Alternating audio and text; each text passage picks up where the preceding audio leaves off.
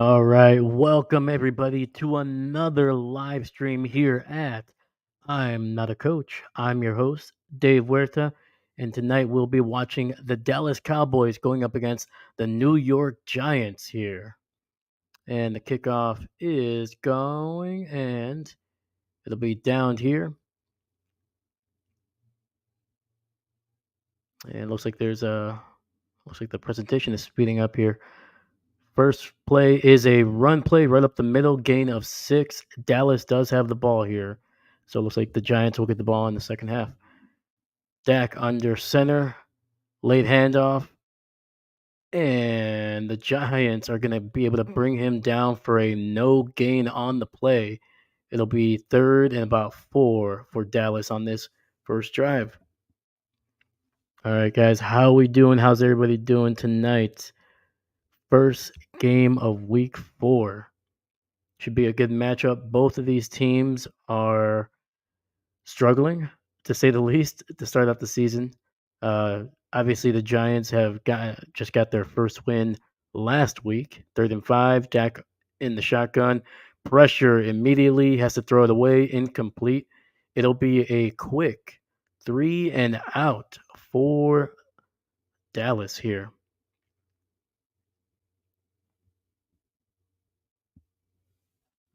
But as I was saying, both of these teams are obviously 1-2, struggling a little bit in this game. The Giants got their first win of the season last week, being able to take down Deshaun Watson and the Cleveland Browns. And the punt is off. And it looks like it's going to be down at about the 15. So that's where the Giants will start their first drive of the night. And then you have Dallas, who won their first game of the season and now has lost 2 consecutively. Coincidentally, both of these teams' only win of the season so far has been against Deshaun Watson and the Cleveland Browns. So they have that in common at this point as well.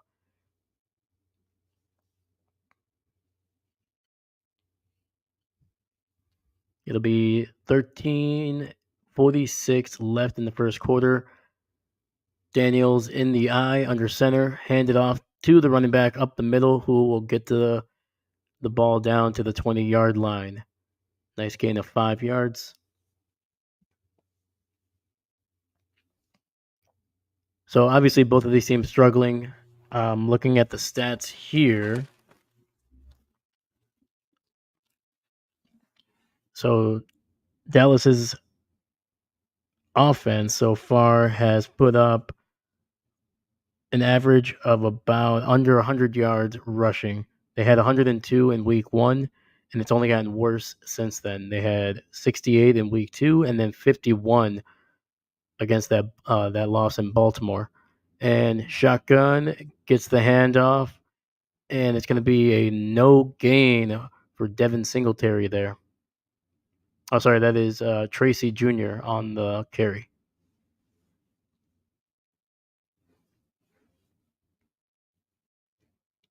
So obviously Dallas has been struggling to run the ball, and granted they have trailed. They trailed a lot, obviously, very early in that Baltimore game. So obviously, rushing the ball kind of goes out the window when you're down by about 3 or 4 touchdowns. And it's going to be 3rd and 4, shotgun. 2 receivers to the left. Danny Dimes is looking. He's going to throw it deep down, wide open man, and that is going to be to number 1, Malik Neighbors, the rookie. Just got completely loose. I don't know. I got to look at the replay here, but he was wide open. I don't think there was a Cowboy within about 10 to 15 yards of him. Oh, there you go. Nice little move at the line. The corner just stumbled and fell, and Malik was just wide open there.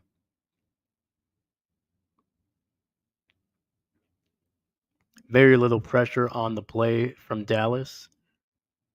It'll be 1st and 10 inside Cowboys territory at the 40. Ball is handed off in the eye, and it'll be about a 2-yard gain for Singletary to the left.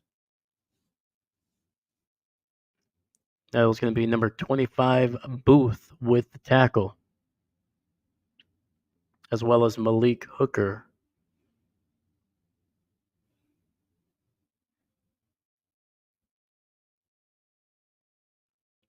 It'll be 2nd and 7. Clock is going to be under 11 minutes here. 3 receivers to the right. Tight end in motion, shotgun, handoff, fakes the handoff, and Danny Dimes will stumble his way for about 5 there.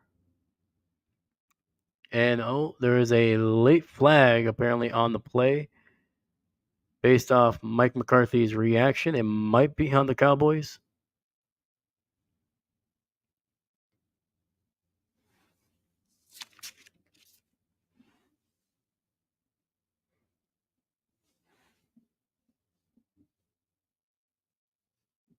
Let's look at the call here. And it's going to be a face mask on the Giants, actually. It's going to be on number 82, the tight end, Bellinger. See here.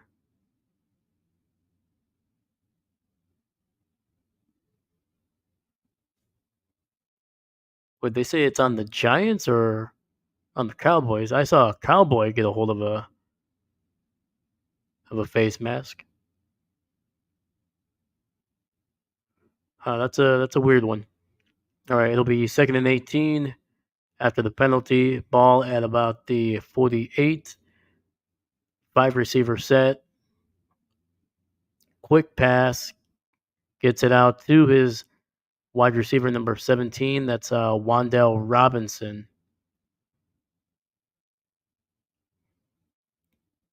Yeah, that's a kid that just had so much talent coming out of college.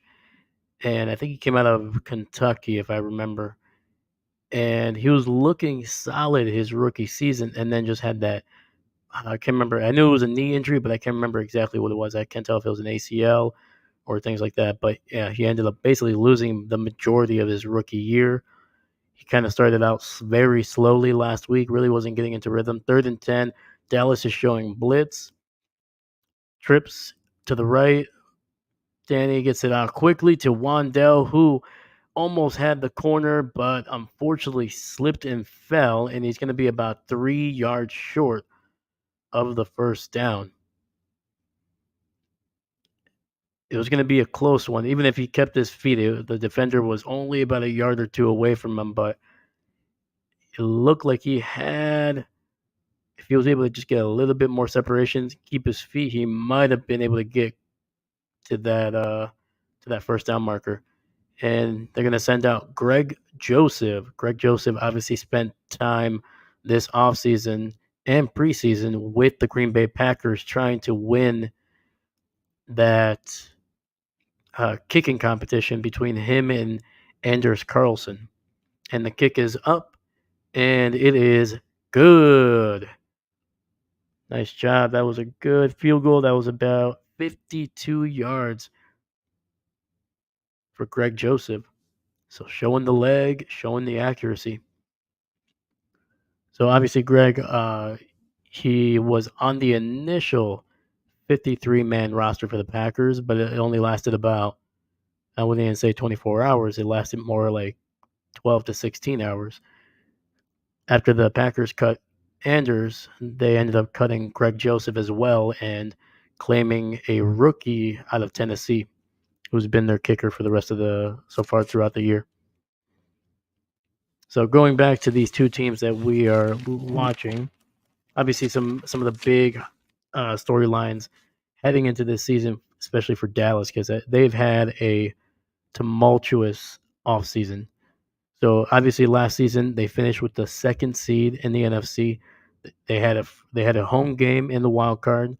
They were going up against the 7th seeded Green Bay Packers, and we all know if you have seen any football or talked about any football or I mean, the reactions are all over YouTube. It seemed like one of the biggest um, reaction games or highlights that YouTubers have been reacting to for the last couple months. But obviously, Dallas just got destroyed by Green Bay. They were outclassed defensively and offensively, and they did not look like the number two seed, basically. Dak was struggling. I think he threw two picks in that game. One of them obviously being a pick six. Him and CD were not on the same page for the majority of that game. They could not get the run going. The defense was just giving up yardage, touchdowns, yards everywhere. Aaron Jones ran up and around and through that entire defense, which was obviously very odd because they were one of the best defenses heading into the playoffs with Dan Quinn as their defensive coordinator. And then that game happened, and then immediately, I mean, not even after the game, immediately at halftime, there was questions of what do you do with Mike McCarthy? Obviously, he has one more year left on his contract. The way that the season is about to end, should he even get an opportunity to finish out his contract? What about Dan Quinn? Is he going to be a head coach? And he ended up taking the head coach job at the Commanders. So they lost their DC. And then heading into it, they had CD and Micah Parsons hoping to get new contracts. Their contracts were ending pretty quickly. So after this season, technically, and as well as the re-upping of Dak Prescott, who at this point had outplayed the contract that he had signed a few years ago. So you have three guys right there that you needed to re-sign to brand new contracts. They are your best three players on your team. They are franchise. They are cornerstones. And on top of that, you have to bring in new players, hopefully, not just through the draft, but are you going to make a splash in free agency? Those were some of the biggest questions. And with so many questions swirling, a single voice came through. It just took two words, and the media and fans took over. Sorry, I'm looking at the face mask that they called on the Giants. And yeah, there was no face mask against the Giants. It was should have been for the Giants. So I'm just surprised that they somehow did not correct that at any point. You would think somebody upstairs or someone in New York would be like, "Hey, tell the refs they got the they got it wrong here." All right, first play, run up the middle, minimal gain.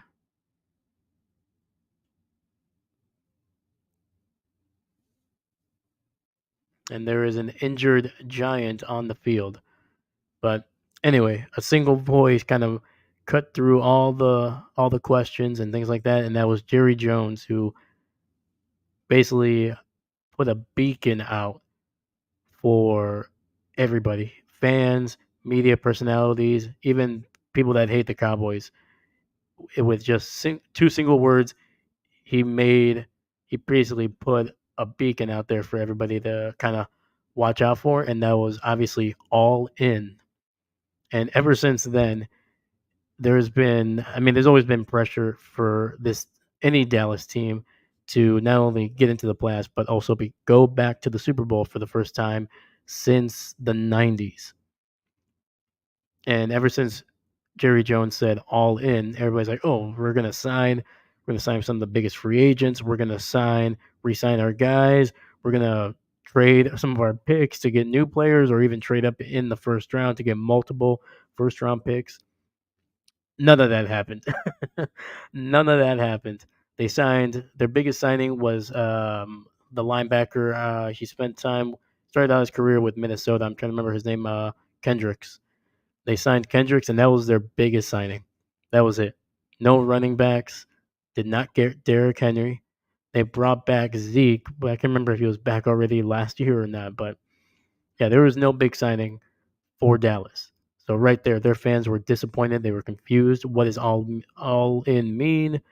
And they're like, okay, maybe the draft is where we're going to see some trades. Did not happen. Dallas had a good draft, but they did not trade up into the first round. They barely. I don't even know if they traded up in the top three rounds at all. But they got good players, but no signings after the draft, and then on top of that, no new contracts for CD yet, no new contract for Dak yet, and no new contract for Micah Parsons either. Obviously, that was a big storyline. There were some holdouts, a whole bunch of things. And it wasn't until I believe August where they finally extended CD Lamb. And then the question was, when are you gonna? Who else is gonna be next? And it took a couple weeks, but they were able to get Dak extended just before that Week 1 game against Cleveland. And if I remember, I don't think Micah has extended his contract either yet, I should say. So there was a whole lot of drama, a whole lot of things that were getting these players a lot more than just the product on the field. There were so many off the field things, and you have to wonder, has that been a distraction for them? Was CD obviously held out for a little bit, wasn't in practice, similar to Jamar Chase. And granted, Dak didn't hold out, but obviously he was kind of questioning whether he was going to even want to stay in Dallas. So we have a 2nd and 5, ball at the 30. Dak in the shotgun gets the ball out quickly to CD, who will get a first down, and the ball should be spotted roughly around the 40-yard line. 8:25 on the clock. And when they beat the Cleveland Browns, everybody's like, oh, all this off the field stuff was overblown. But over the last 2 weeks, this team has looked worse and worse, not only offensively, but defensively as well. Dak in the pistol gets the ball out quickly to his running back, who is able to run around one guy, but will be brought down. That is Vaughn, number 42. Gain of about 5 or 6 on the play, but there is a flag on the field.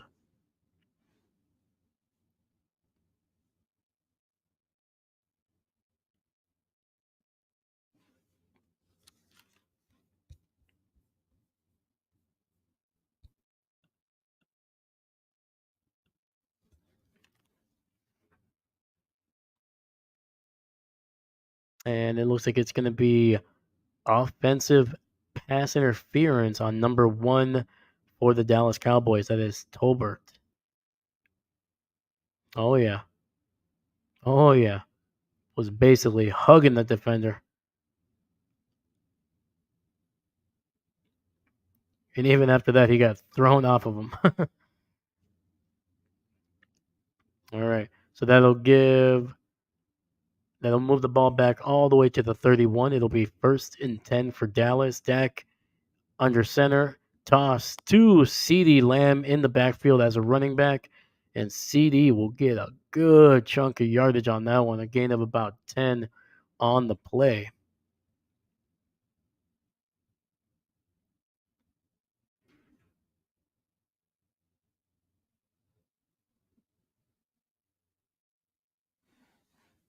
So it'll be 2nd and about 10 yards for Dallas after that. Pretty creative use of CD. Dak in the shotgun, running back in the backfield, looking downfield, scanning the field, gets it out to his tight end, short,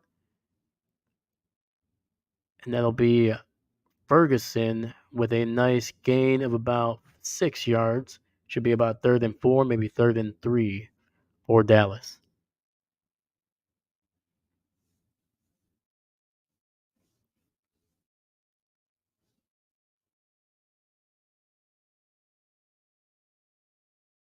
Yeah, Ferguson just kind of looked like he was running a shallow cross and then just settled in the empty space there. Looks like the Giants are sending a blitz. They do not. They back away, and they are making Prescott move in the pocket, gets the ball out to number 40. That'll be a nice gain.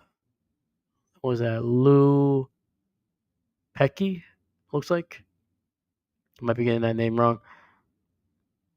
But either way, it'll be a big first down conversion for Dallas. Tight window there.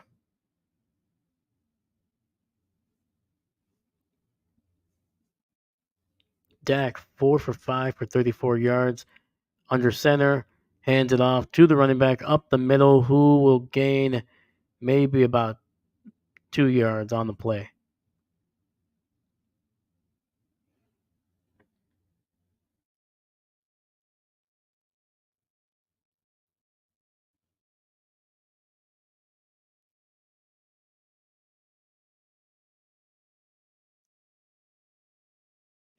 Prescott in the shotgun.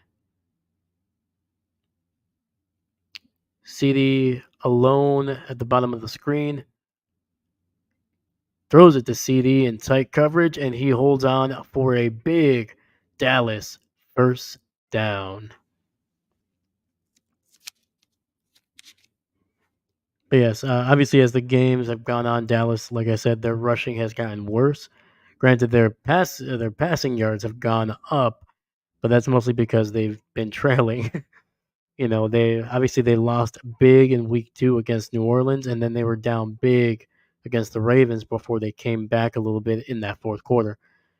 Giants sending a blitz, get the ball out quickly to CD, who's in the center of the field. Gain of about 4 on the play.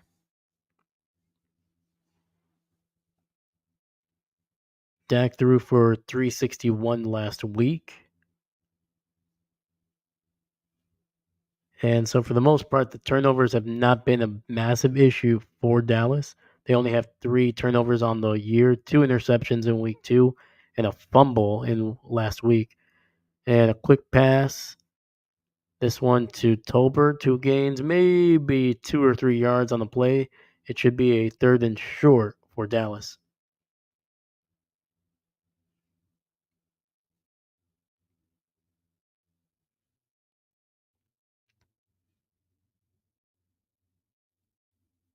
And then through 3 weeks, they have 4 passing touchdowns and 2 rushing touchdowns. Once again, their rushing has not been as strong as you would like. That's why many people thought they were going to go for Derrick Henry. Dak in the pistol here. He gets the ball out quickly to number 3, who gets away from his man, nearly breaks a tackle, and he will be inside the 10. That'll be a Dallas first down. Nice little slant route there. Let's see, who was that? Oh, that is the man of many teams, Brandon Cooks.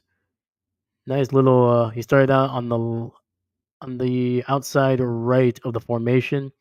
Let his inside receiver basically cross over him, making a nice little natural rub, and then with that space, he was able to just cut inside with a nice little slant route. And the handoff is to the running back here. Let's see who that was. Is that Vaughn? He goes up the middle, sorry, to the left for a gain of about 2 yards on the play.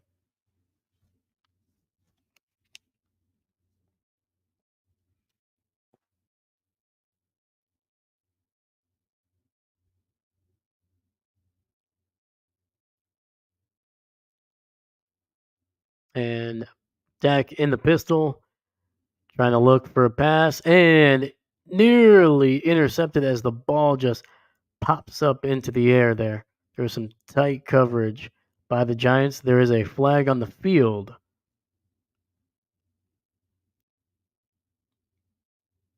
Looks like it might be on Dallas here. It's going to be holding on the rookie. It's going to be Gayton with the hold.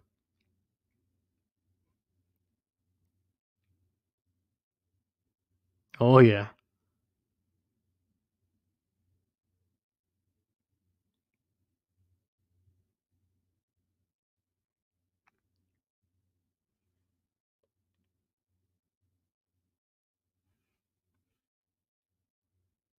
Now they'll move Dallas back 10 yards all the way to the 15-yard line. Dak gets it off to the running back in the screen, breaks a tackle, and it looks like at least it'll be a touchdown, but there is a flag on the field.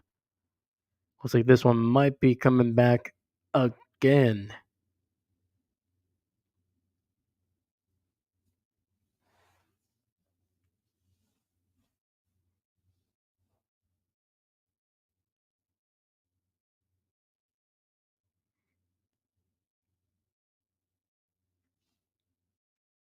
Looks like it might be a holding call here. Oh no, they're picking up the flag, and that's going to be a touchdown for Dallas.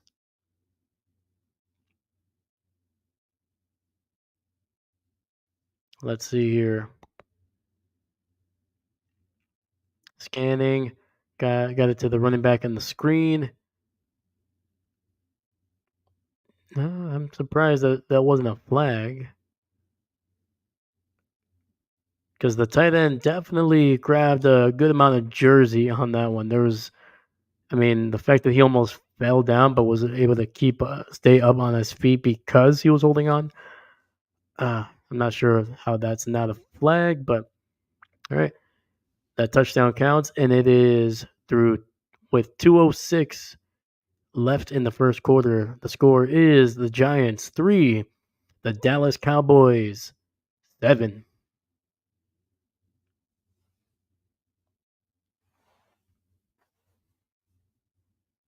But going back to these teams, so Dallas's defense in week 1, they had 6 sacks.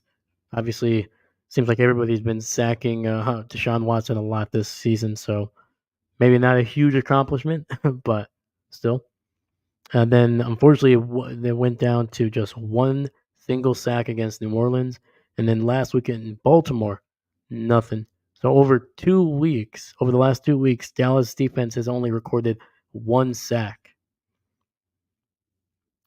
And then on top of that, they had 2 interceptions in week 1, only 1 turnover in week 2, and then they got nothing last week. So this defense was definitely struggling mightily last week. So no sacks last week and no turnovers as well. And then you look at the yardage that they have given up rushing. In week 1, they gave up 93 yards against Cleveland. They gave up 190 in week 2. And then last week against Derrick Henry and that Baltimore offense, they gave up over 274 rushing yards. So definitely have not gotten better. I mean, I'm not sure who gave up more rushing yards last week, but I guarantee you Dallas is going to be up there for sure. And in terms of passing, it seems like almost every passing defense has been pretty solid to start the year. You're not seeing a whole lot of 300 or even 400, especially 400-yard passing days for quarterbacks. I think it might have been Andy Dalton was the first guy to hit 400 this year. Sorry, I'm getting distracted by the Will Levis's Mayo ads here. Yeah, if Will Levis does not improve, those Mayo ads are going to be going away pretty quickly here. But yeah, when it comes to passing defense, they gave up 169 in week 1. They gave up 285 in week 2, but then they were able to hold Baltimore to just 182 last week. But again, Baltimore did not need to throw the ball; they just needed to run it. So definitely, this Cowboys defense needs to show tonight that they can get back into a rhythm, be who they were last year, a team that causes turnovers and can get to the quarterback. And the kickoff is going to be returned, and a bad decision because he is taken way down. It looks like he didn't even get to the 20. Looks like Dallas is they're feeling themselves a little bit.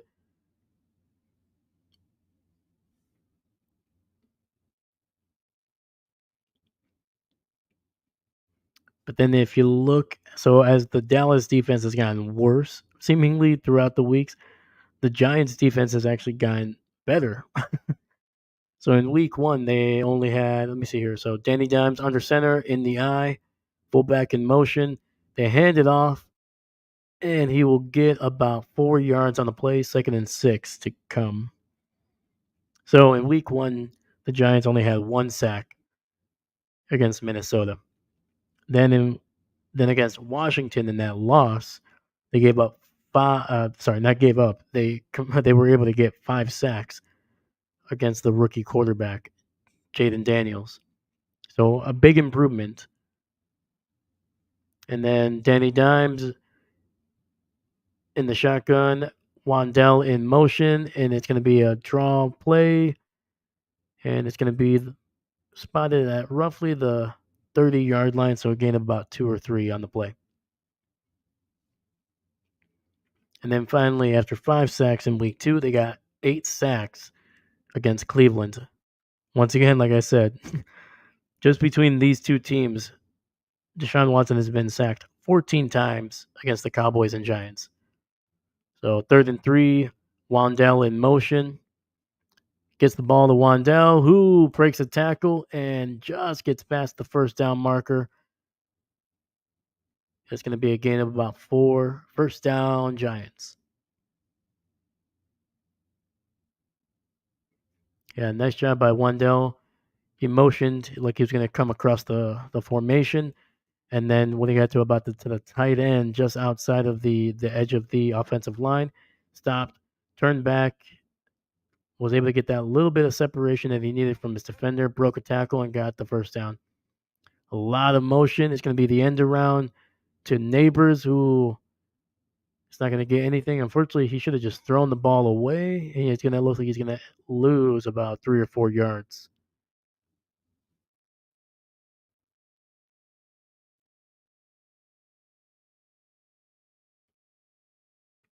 Yeah, basically a nice little end around, and it looked like he was going to throw it down the field, but then just decided not to, and then just ran out of bounds after gain a loss of 4. And that'll be the end of the first quarter. This game seems to be kind of flying by a little bit. Less than 50 minutes in the quarter. Um, Sorry, no, we started at 7:15. So yeah, just a little over 30 minutes for this first quarter to go. So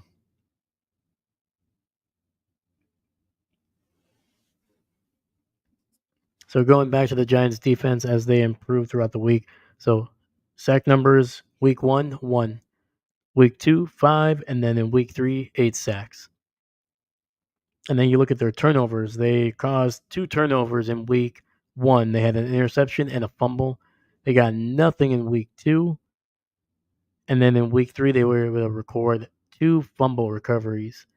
So they've been able to get some turnovers as well. So they're getting sacks, they're getting turnovers, and that's why they haven't given up as many points as you would think. But unfortunately, their offense has been kind of the thing that's been holding this Giants team back. And we'll get to them in a little bit here. And then in terms of yardage that they've given up defensively, um, this is kind of where you can see the Giants' defense where their weak point is. So in terms of rushing yards, they gave up 111 in week 1. They gave up over 210 in week 2. And then last week they improved at 69 yards. But still, when you average those out, they're giving up well over 120 rushing yards. Well over that. It actually might be closer to, let me see here, might be actually closer to like almost 140. And then in terms of passing, like I said, most defenses they've been doing pretty well here. Their worst game has been 210 in week 2. So solid against the pass so far. But when you can't stop the run consistently and your offense is not getting points, driving, holding onto the ball, eventually you're just going to lose games. No, almost no matter what you do on defense. And then looking at the Giants' offense here, week 1 they only had 74 yards rushing. They improved to 129 in week 2, and then last week they had 112. So they're beginning to they're beginning to run the ball a little bit better, but in terms of passing yards, it's not been there, and unfortunately they've been trailing for the majority of their time here, up until obviously a little bit last week. They have only had 166 in week 1, 175 in week 2, and then 228 last week.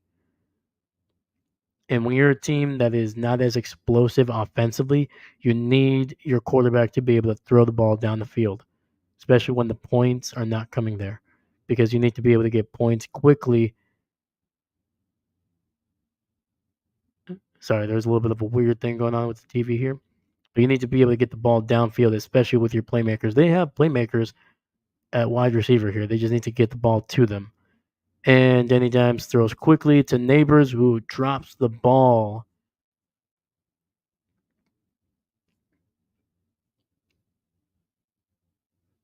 Ball came up a little bit quicker on him, and he had an opportunity, but he could just not haul it in there.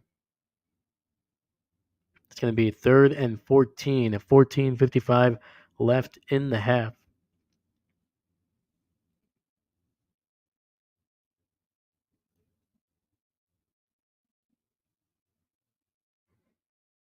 Empty set, three receivers to the right,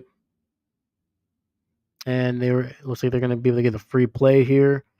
Throwing it deep, and he's going to be intercepted, but the ball should be back with the Giants here.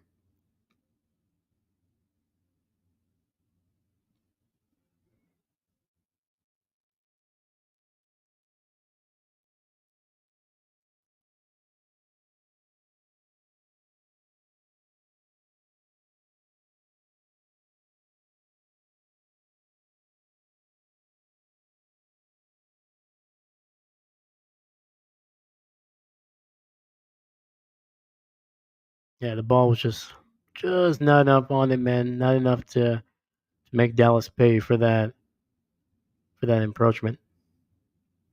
So it'll be 3rd and 9 for the Giants here. A lot of motion. Wandell and Neighbors in motion here. Three receivers to the right. Shotgun running back to the left. Neighbors alone at the top of the screen. Gets the ball to Wandell, breaks a tackle, and he will get a first down. Gain of about 12 yards. Wandell, man, he is having himself a night right now. Just a great job coming back to get the ball, creating some separation between him and the linebacker, and then just able to turn around and turn upfield and just get the first down.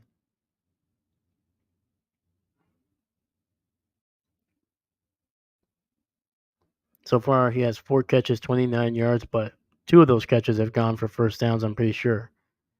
Danny Dimes throwing it here, gets the ball to Slayton, whose defender falls down, and the ball actually popped out for a fumble, but he catches it, goes out of bounds. That's going to be a big gain for the Giants, a first down.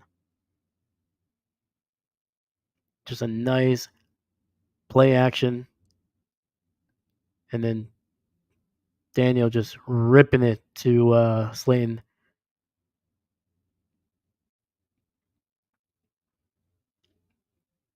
And so far, Dallas has not really been able to get a whole lot of pressure just rushing their four guys. And it's going to be an empty set. Throws the ball, and he has a man open, and it looks like it's going to be a nice gain if he kept both feet in bounds. It's going to depend here. There's a late flag.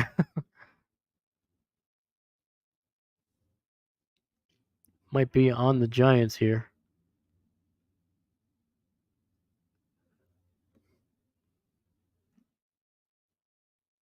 Yep. Saying it's going to be pass interference against the Giants, so that's going to wipe away a great play. Sorry, illegal shift, not pass interference. Illegal shift. It's going to wipe away a pass that would have gotten him inside the 10-yard line.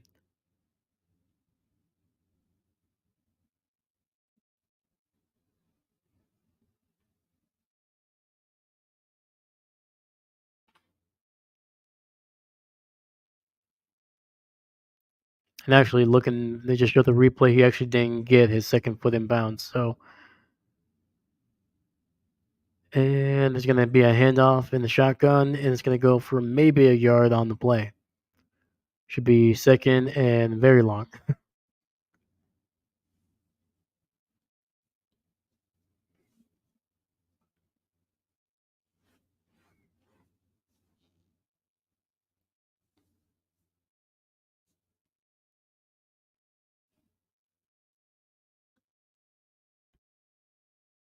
All right, 2nd and 15. Shotgun. Pump fakes. Has to get out of the pocket here. Scrambling. Finds a man about 5 yards down the field, and it's going to be a decent gain of 5. That was to Wandell Robinson, man. The little guy, man, he's having himself a half. 5 catches, I think, for 34 yards at this point. So it'll be about 3rd and 9.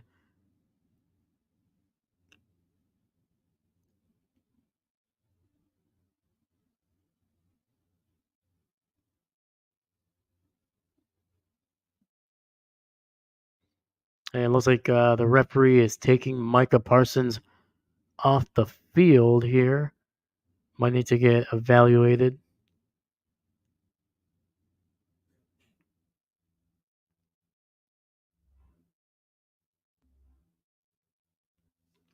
It'll be 3rd and 9. 3 receivers to the left, 2 to the right. Dallas sends 4, gets the ball out quickly to Neighbors, who is going to be brought down well short of the first down. Maybe only a gain of about 4 on 3rd and 9. And it looks like the Giants are going to settle for another field goal there.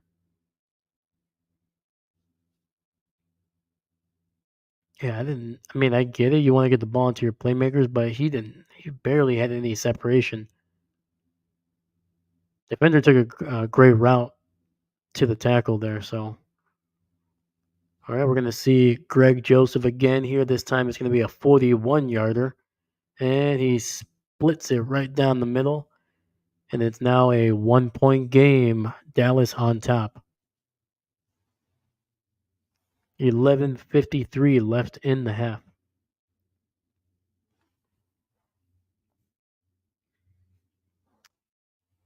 So, in terms of turnovers on the offensive side for the Giants here, they have unfortunately given up 5 turnovers here. I believe. Let me see here: 2 interceptions, 3 fumbles, which is a big part, especially when you're a team that is not explosive. It's not gaining big chunk yardage, and you're not putting up touchdowns. You cannot turn over the ball, clearly, obviously. And the Giants have not been smart with the ball over the last couple of weeks to start the year, especially. And yeah, so they have 6 touchdowns on offense here. Not and so far that has not changed in this game, but they've also turned the ball over 5 times. And the way that this defense has been able to keep them in games, obviously we've seen how this offense plays. They're not explosive. They struggle. And the fact that they've been able to stay in games for the majority of the season has been impressive. I think that speaks to more to the defense than the offense.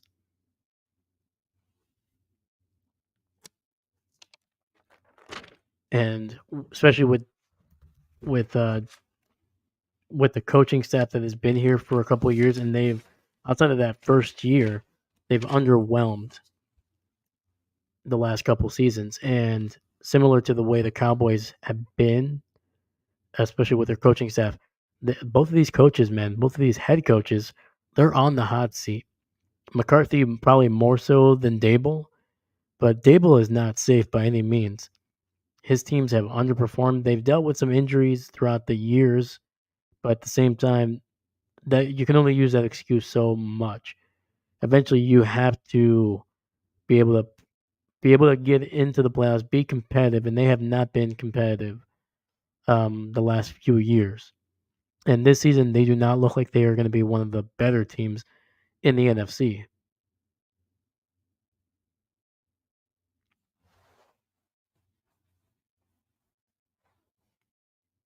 Looks like Micah might be being evaluated for a concussion.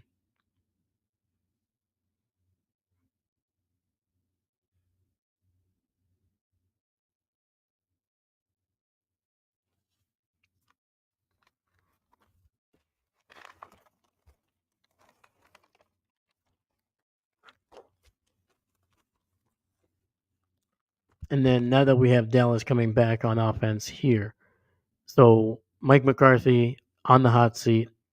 If this team, it's not even if they make the playoffs. I don't even think that's going to be enough to save him anymore. They need to win. They need to get to the NFC Championship game at minimum. Like I don't even think if they make the wild card, they win a wild card that, and then they lose in the divisional round. I don't think that's going to save them. And it's going to be a handoff in the shotgun, and it'll be a nice gain of about 6 there. That is Ezekiel Elliott on the carry. Holy cow! What is this? 2015?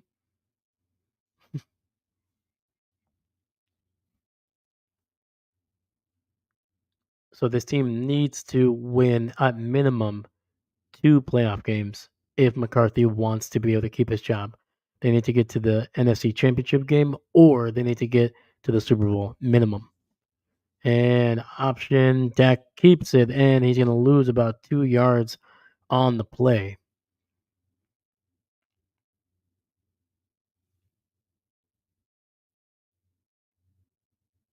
Dak points to himself. He's like, "That's on me," because if he hands it off to to Elliott, man, Elliott's going to get at least 2 or 3 yards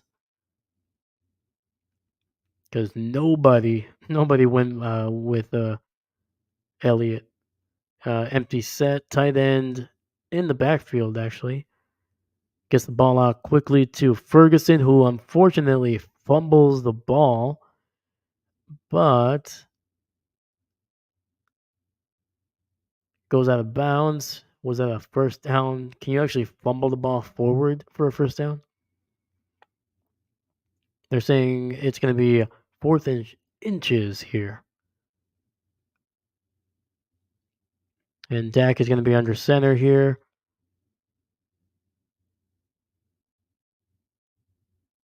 Bunch set to the right. One running back in the backfield. They hand it off to the fullback, who will stay on his feet and get the first down.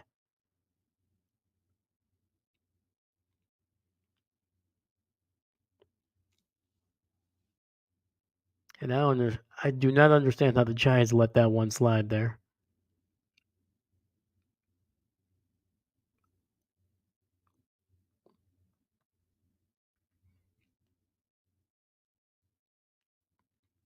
And first and 10, the ball at the 45. Dak in the shotgun gets the ball out to CeeDee Lamb, who gets away from his defender, breaks the tackle, and he is all the way to the end zone. My God, dude, that looked effortless. Just an amazing job by CeeDee. Was kind of running a little bit of like a slow, basically like a fade. Dak put it just inside. He caught it, cut inside, was able to basically get away from the safety. The corner was almost never in play. And then CD just made it all the way, just waltz into the end zone, literally waltz. And there's a flag on the field, but it looks like it's going to be after the play for unsportsmanlike conduct. So the touchdown will stand. So yeah, CD just ran a nice little fade, got the ball at about the 40-yard line, maybe the 30, and then just cut it inside. The safety over pursued. Corner was never in position, and CD basically about 5 yards away from the end zone turned around, was talking some smack to the corner there, and that's probably where he got the flag. But the touchdown will stand. The extra point is good. And the score with 9:16 left in the half is the Giants 6, the Dallas Cowboys 14. Right now, Dallas is just walking, walking this Giants defense right now. After that first drive, after that first 3-and-out, man, they have looked comfortable driving the ball down the field.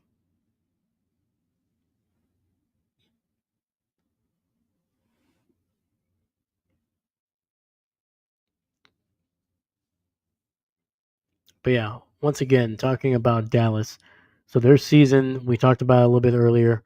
Jones with the all in, the expectations even being higher than they've normally been with a Dallas team, just because it seems like everybody knows that if Dallas does not get to either the NFC Championship game or the Super Bowl, Mike McCarthy is going. Most of his coaching staff is going to go as well.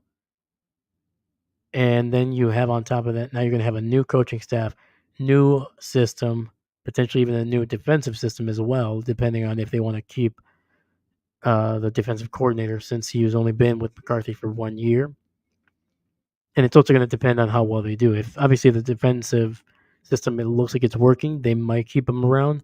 We saw that in Green Bay when LaFleur came in, they kept Pettin for about 2 years.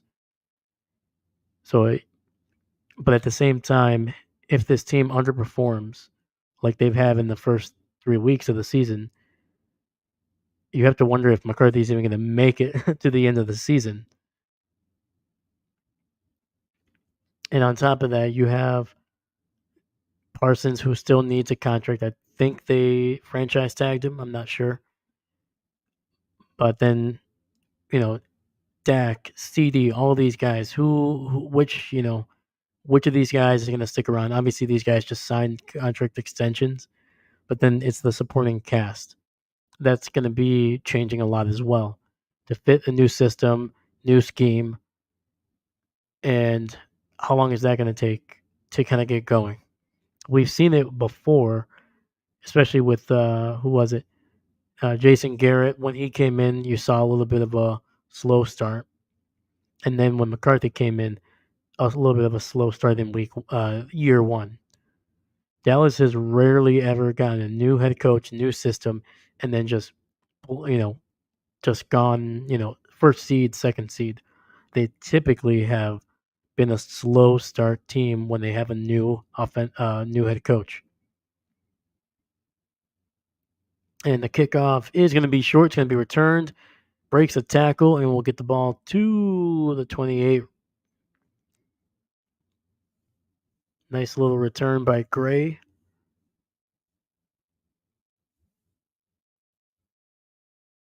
And then, obviously, if they change the defensive scheme, how is that going to affect Micah Parsons? How is that going to affect all these corners that, for up until last year, they were performing amazingly well?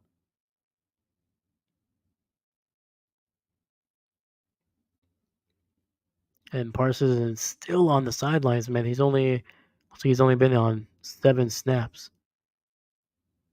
And they hand it off to Singletary. Singletary looks like he is taken down awkwardly. Might have fumbled the ball, but they're calling it dead, and he is struggling to get back on his feet. He eventually does, but he does very slowly. Yeah, that is not a fumble. Hmm.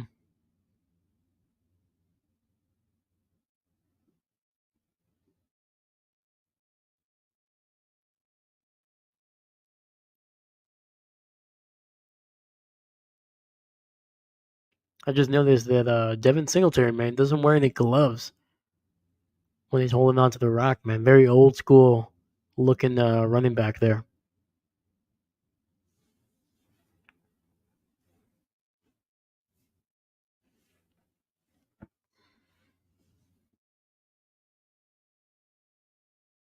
And Mike McCarthy is going to challenge whether that was a fumble. I don't think it's a good challenge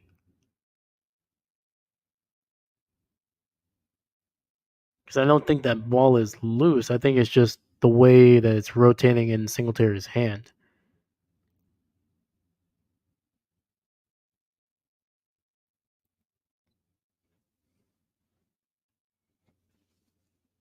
I know the way that the referees have been calling this. They've been kind of calling it in the favor of Dallas. They had that weird face mask that should have been a face mask against the Cowboys, but if somehow they marked it for the Cowboys.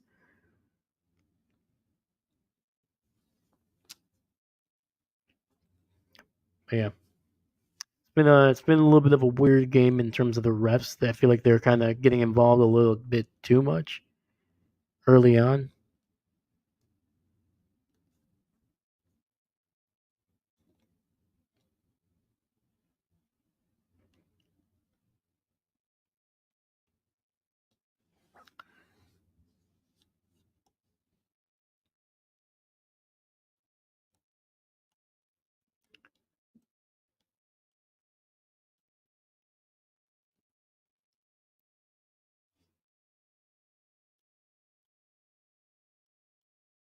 Hmm.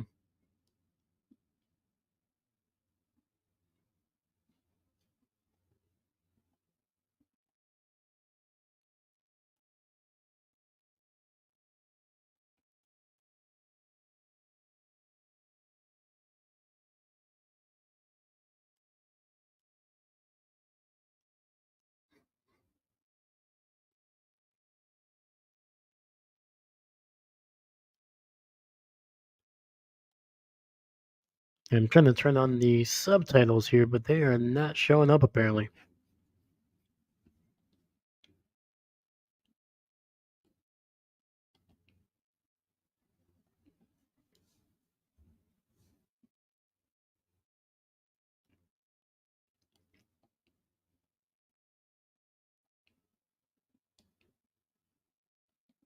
There we go. So the challenge loses here, which was pretty obvious. Once again, Mike McCarthy loves to waste his challenges as he did in Green Bay. Guess that hasn't changed.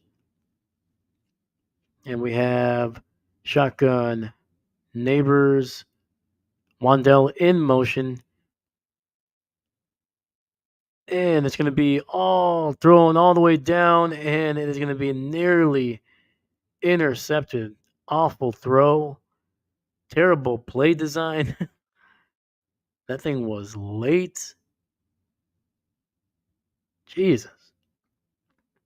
I mean, at this point, the corner Diggs, the corner who was covering neighbors, and then the safety Malik Hooker, who was. I mean, both of those guys had a chance to get that interception.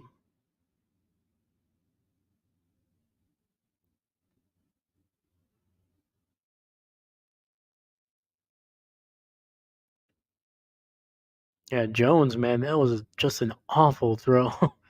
He's in the shotgun, 3rd and 8, has time, gets it to his man. It's going to be Malik Neighbors, gain of about 10 yards. It'll be a first down. Nice little, kind of like a little stick route.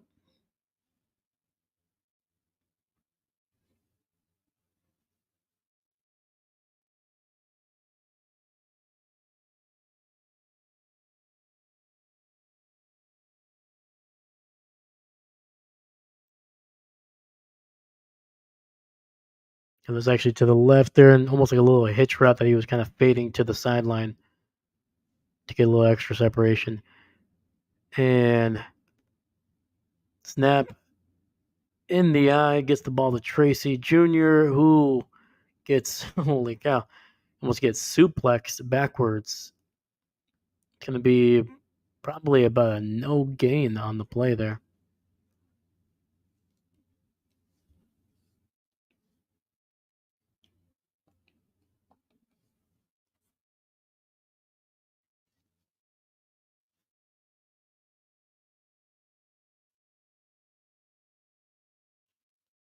2nd and 10, empty set, ball out quickly to Neighbors, who gains maybe 3 yards on the play.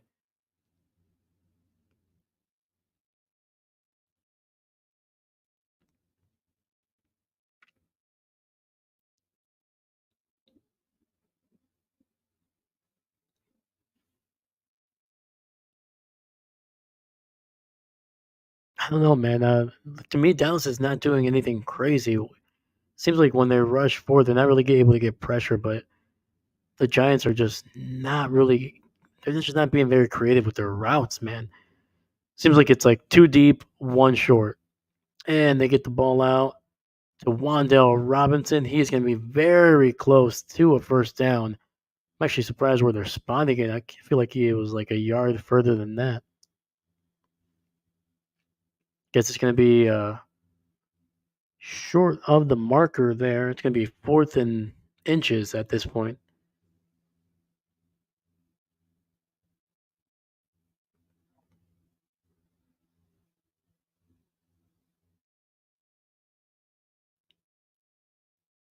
Jones under center. There's a 2 tight end set. And they hand it off to Singletary, who breaks the tackle, and he's going to get to the edge, and a first down for Devin Singletary. Holy cow, man. That looked like it was about to get blown up for a loss. He spun out of a tackle. Let me see how. Like, it was immediate. Like, nobody blocks the edge. Yeah, that would have been a loss of about 5 yards. But Singletary able to just spin out of the Wilson tackle there, and then made a move to the sideline to get to the edge, and he was just able to get it by about 2 or 3 yards. So heck of a job. That was all Singletary on that one. Nobody blocked. Nobody seemed to do anything really.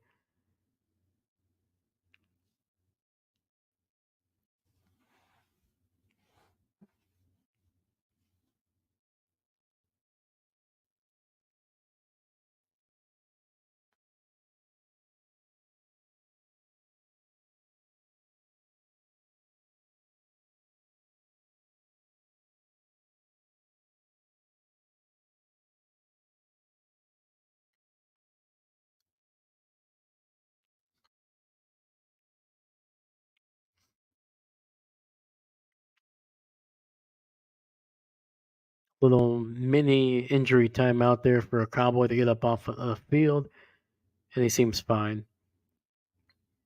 Under center, fakes the handoff, gets the ball to Singletary, breaks a tackle, and it's going to be a nice gain of about 14 yards. It'll be a Giants first down.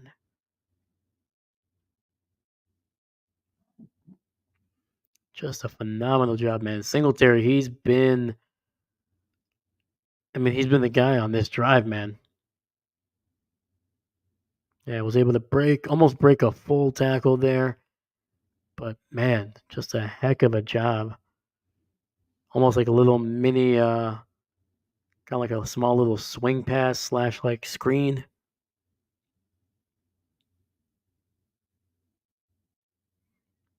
And under center, gets the handoff. Gain of about 3 yards on the play. That was to number 29. That was not Singletary. It looks like Singletary is on the sideline getting a breather.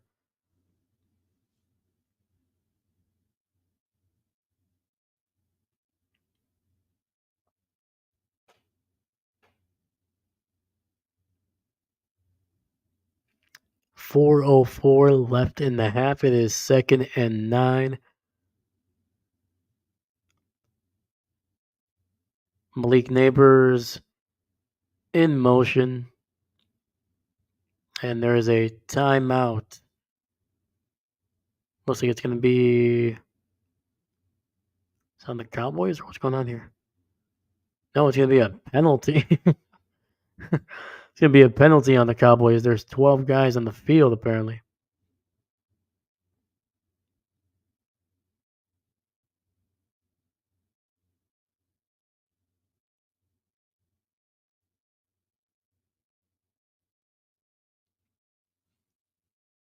Well, that'll make that'll make converting this a little bit easier. It should be 2nd and 3 for the Giants.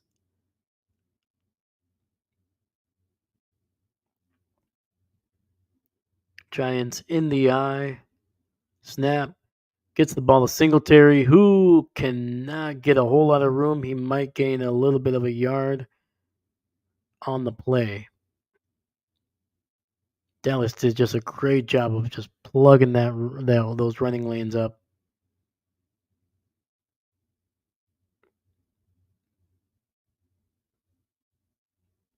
So it's going to be third and 3.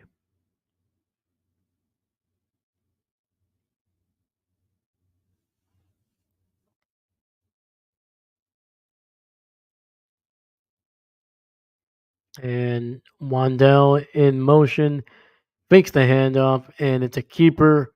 Daniels goes right up the middle, gain of about 5 or 6 on the play. That's going to be a first down for the Giants.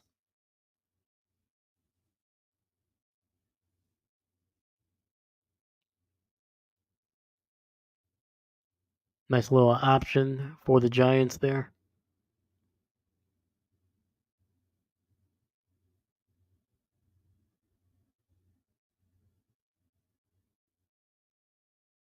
First and 10. Ball at the 22. Fakes the handoff. Daniel rolls out, gets the ball to Wandell, who looks like he's going to fumble the ball. And there is a flag on the field. And the Giants are going to be able to bring the Malik Hooker down before he can get into the end zone. But it's going to be very interesting if this is a fumble.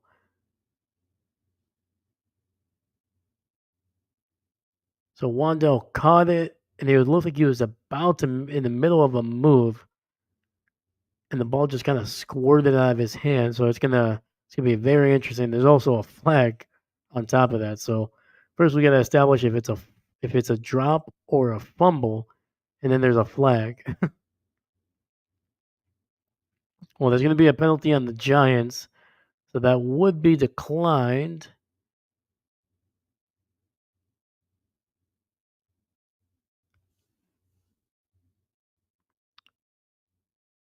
So it was an eligible man downfield for the Giants, and they're saying that this is an incomplete pass. They're saying Wandell dropped it. He didn't fumble it. Which it's close, man. It is very, very close.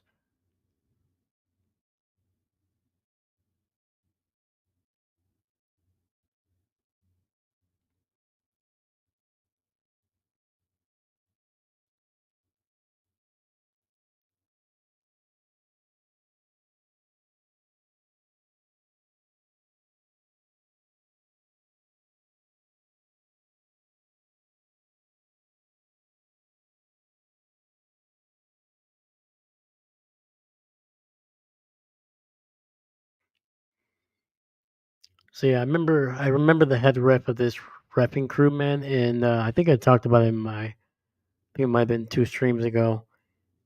It's not the same crew that I was talking about, but this is also another crew that likes to throw flags, man. And it's gonna be first and 15, and it's gonna be a handoff in the shotgun, and maybe got 2 yards. That was to Singletary, and we are at the 2-minute warning.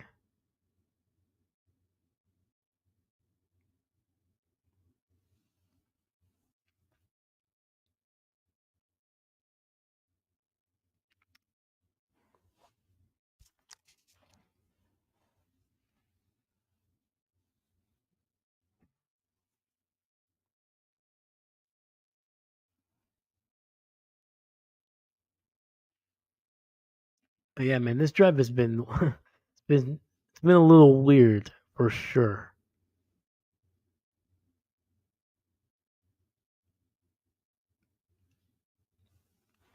So I think the Giants are getting a little bit of some makeup calls from that face mask earlier in the game. I think after this they're going to be kind of square. But yeah, heading into this game, man, both of these coaches, man, they are. It's way too early to say, oh, if they lose this, they're going to get fired. But this is a division game. It's going to be a big indication of where they are. One of these teams is going to go 1-3. You know, almost a quarter of the way through the season, only one win. The Giants, if they lose, there's going to be their second loss in the division. They lost to the Commanders 2 weeks ago. And honestly, I can't remember if Dallas has even played anybody else in their division yet. So, and then the Giants, man, they have a tough schedule after this. After this, they face the Eagles in their over the next 6 games. They face two division teams, not including this game. They face the Eagles and the Commanders. Obviously, the Commanders already beat them. Then they face two teams that are currently undefeated, and that is the Pittsburgh Steelers and the Seattle Seahawks. And on the one of the other teams is going to be the Cincinnati Bengals, who are yes, they're 0-3, but they're the Cincinnati Bengals. They got Joe Burrow, they got Chase Young, not Chase Young, Jamar Chase. Like that team has playmakers on offense, and they have some playmakers on defense as well. And those are not, and it's not like this Giants team is flush with talent everywhere. You know, they're not one of the elite teams in the NFL. So going up against a Bengals team, that's a team that can beat this Giants team, and they could beat them handedly. So if the Giants lose tonight, I don't know how many games they win out of those 6. Maybe 1 or 2 that I could say confidently they'll be like, all right, they could maybe beat the Bengals if the Bengals are truly as bad as their record. And then who knows? They might be able to beat Seattle or Pittsburgh, who are, their games have not been exciting. They haven't dominated, but somehow they've found ways to win.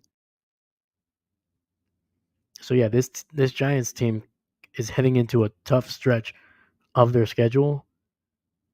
It's going to be 3rd and 9. Wandell in motion, and it's going to be on the Giants. It looks like a handful of guys did not know when the snap was coming. So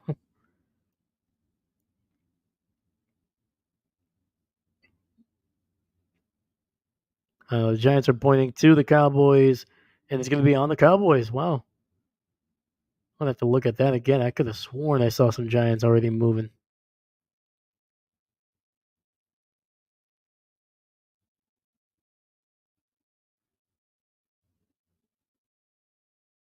Let's see here. Oh, yeah, yeah, yeah. All right, it'll be 3rd and 4 for the Giants here. Cowboys helping them out on this drive, man. So far, the clock is just down to 1:14. So Dallas will most likely not be able to do a whole lot with the ball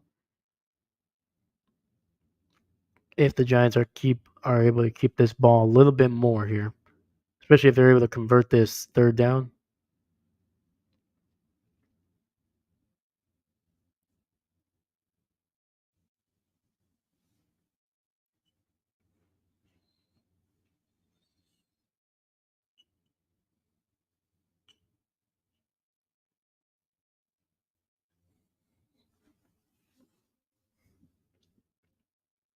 I mean, Jones has not been really able to throw this ball deep. I mean, his best throw that was more than, I would say, 10 or 15 yards was that throw to Neighbors, who was wide open because the defender slipped and fell. There might have been one more down the field here, but it wasn't. Oh man, just he's not pushing the ball downfield that you would expect, especially expect for a guy that's making $40 million a year. So 3rd and 14. Sorry, 3rd and 4. My apologies.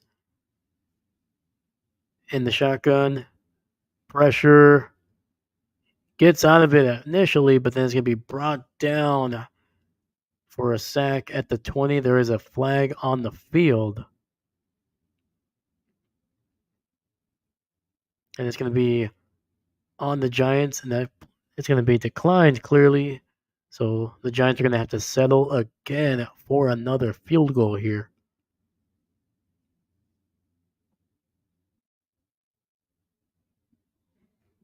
And that holding Penalty was on the tackle trying to hold back Micah Parsons, man. Micah, he was on that play, man. He looked like a man possessed, dude. He was going for it.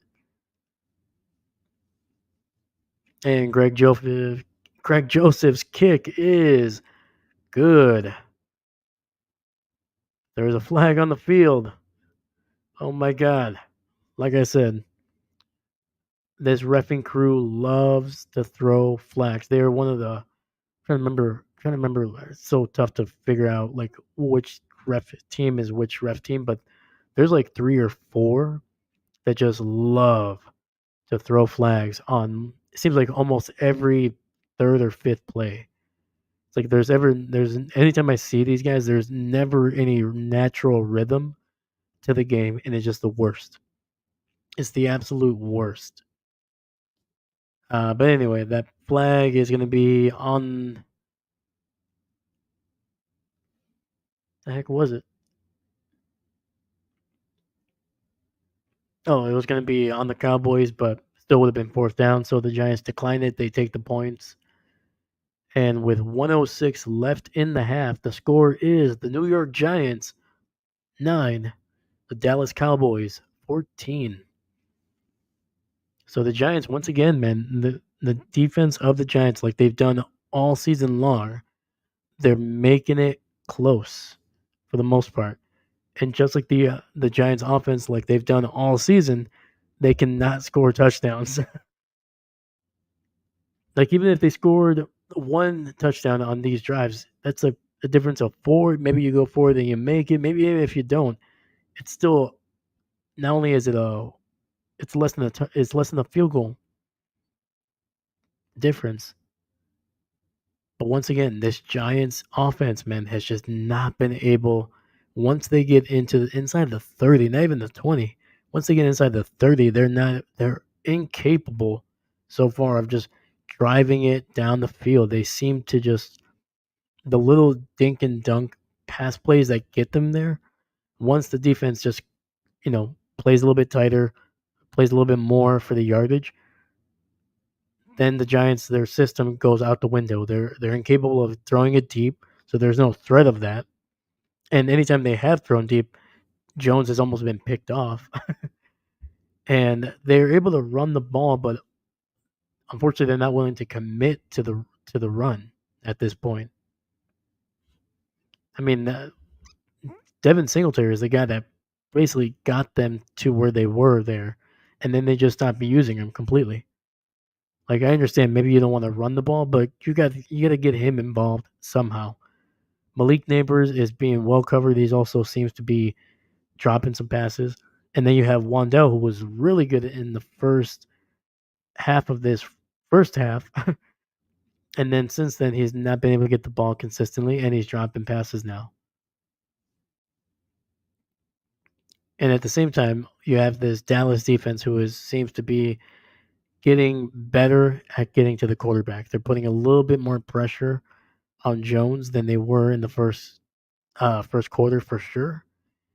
And then also the coverage seems to be able to they're keying in on the underneath stuff, and now they're forcing Jones to basically throw it down the field, which he's clearly not comfortable doing.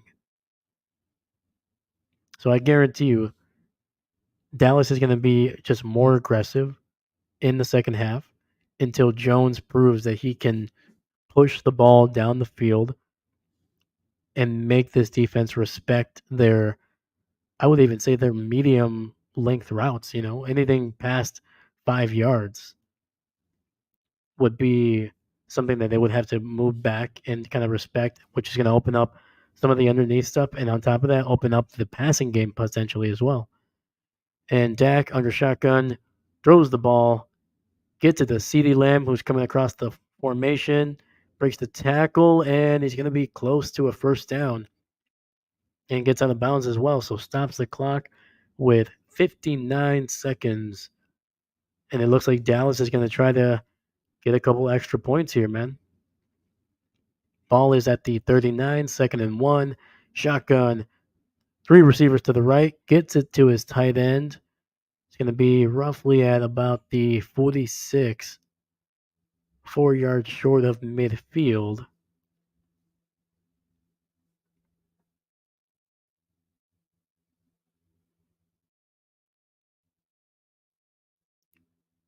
No huddle. And Dak is going to go down for a big sack. And that is going to be, what was that, number 5 for the Giants? Thibodeau? Thibodeau picking on the rookie there. And Dallas is going to have to use their last timeout with 32 seconds left on the clock.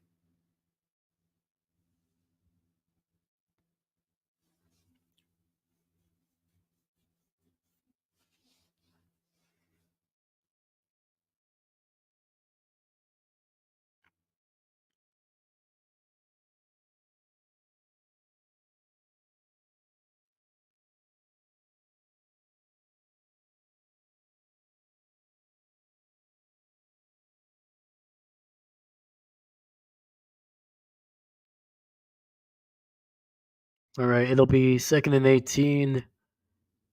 3 receivers to the left, empty set. Dak gets the ball out quickly to the sideline. That's going to be to Tolbert, who's going to looks like he's got the ball at roughly the 50-yard line.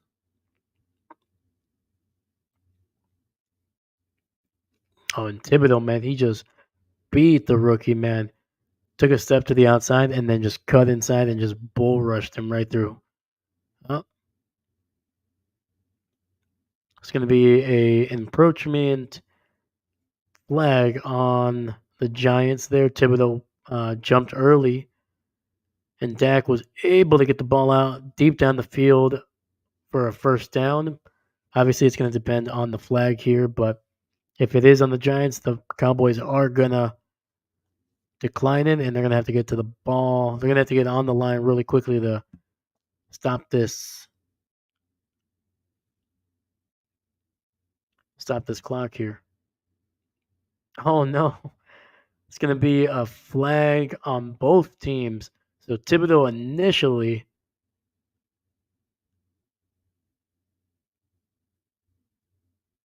jumped the gun there, jumped the snap, but then Gayton also held on to him. So it's going to be offsetting penalties, and they're just going to redo the down.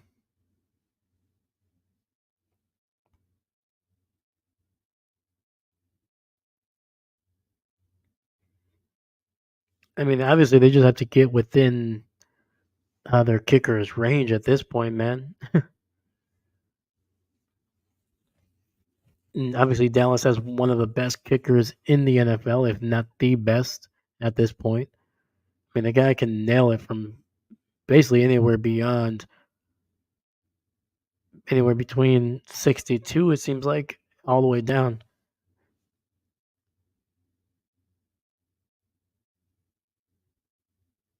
Yeah, man. I remember when this guy was he the XFL or the UFL? Um, and he just was phenomenal there. And then to be able to be picked up by Dallas, man, probably one of their best pickups in years at this point. And Dak shotgun scanning the field, throws to the right, and it's going to fall incomplete. And Dallas is not going to be able to get anything on this drive here.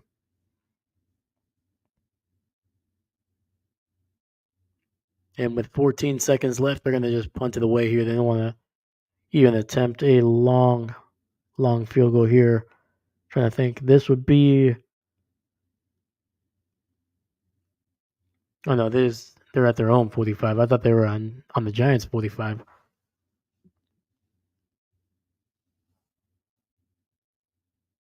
And flag on the play.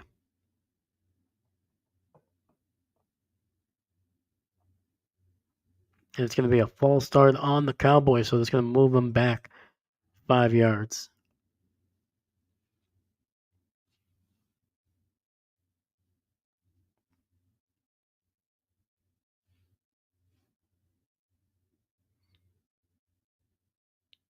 All right, now that we're coming down here, what have you guys thought of the game so far?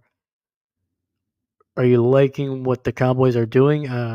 In terms of what they've been able to do offensively, they seem very, very confident. Or are you expecting this Giants defense to kind of do what they've been doing on this last drive, and they're going to start putting a little bit more pressure on the Cowboys and forcing them to get that ball out quickly? So it looks like there's a couple flags on the field here. My God, this half will not end.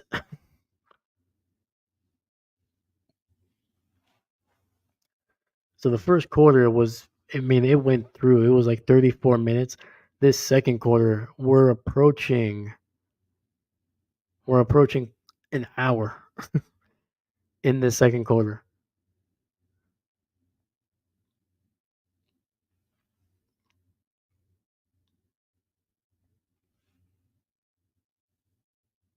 I don't know. I wasn't paying attention to figure out how long this quarter has been. I didn't even know what the penalties were. It's gonna be holding. It's gonna be on the Cowboys again. And the Giants are just gonna nail this down, and we're going into halftime. At the halftime, we have the Giants with 9 points, 3 field goals, and the Cowboys with 14. They had 4 drives in this half. First drive was 3-and-out. The next 2 were touchdowns, and then this last one, they were unable to move the ball down the field here. Fortunately, penalties really, really killed what could have been a potential field goal attempt before the half.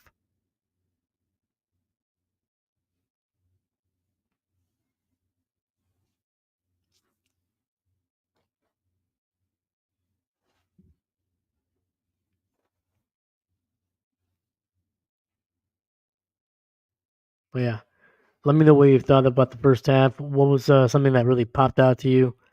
Let me know in the comments below. Make sure you're liking, subscribing. Make sure that bell is turned on so you know when I'm going live. Once again, we're going to be doing as many games as we possibly can, all the primetime games, every Packer game. And on top of that, we're going to be adding some new things in the next month here. Hopefully, I'm trying to do this in the next week, if not the next 2 weeks.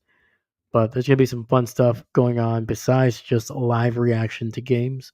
So make sure you are in the know when those videos drop. And let me know what you think of what we're doing here. Do you like it? Do you not like it? What is it? Trust me, we're open ears. I'm ready to talk to you guys. The more you guys communicate, the more I'm able to create things that you guys want to watch. And hopefully I can kind of add those throughout the season and even add those into the future reactions, future videos. I'm going to be very excited to keep this going, man. Either way, we're going to be rocking. We're going to be doing our thing here, and I'm loving what we've done so far. So please, please, please, when you get a chance, make sure you subscribe, leave a like. My name is Dave. I am not a coach, and we're going to be rocking and rolling. And oh my God, Grassy Posse Hole. Hey, welcome everybody. Welcome.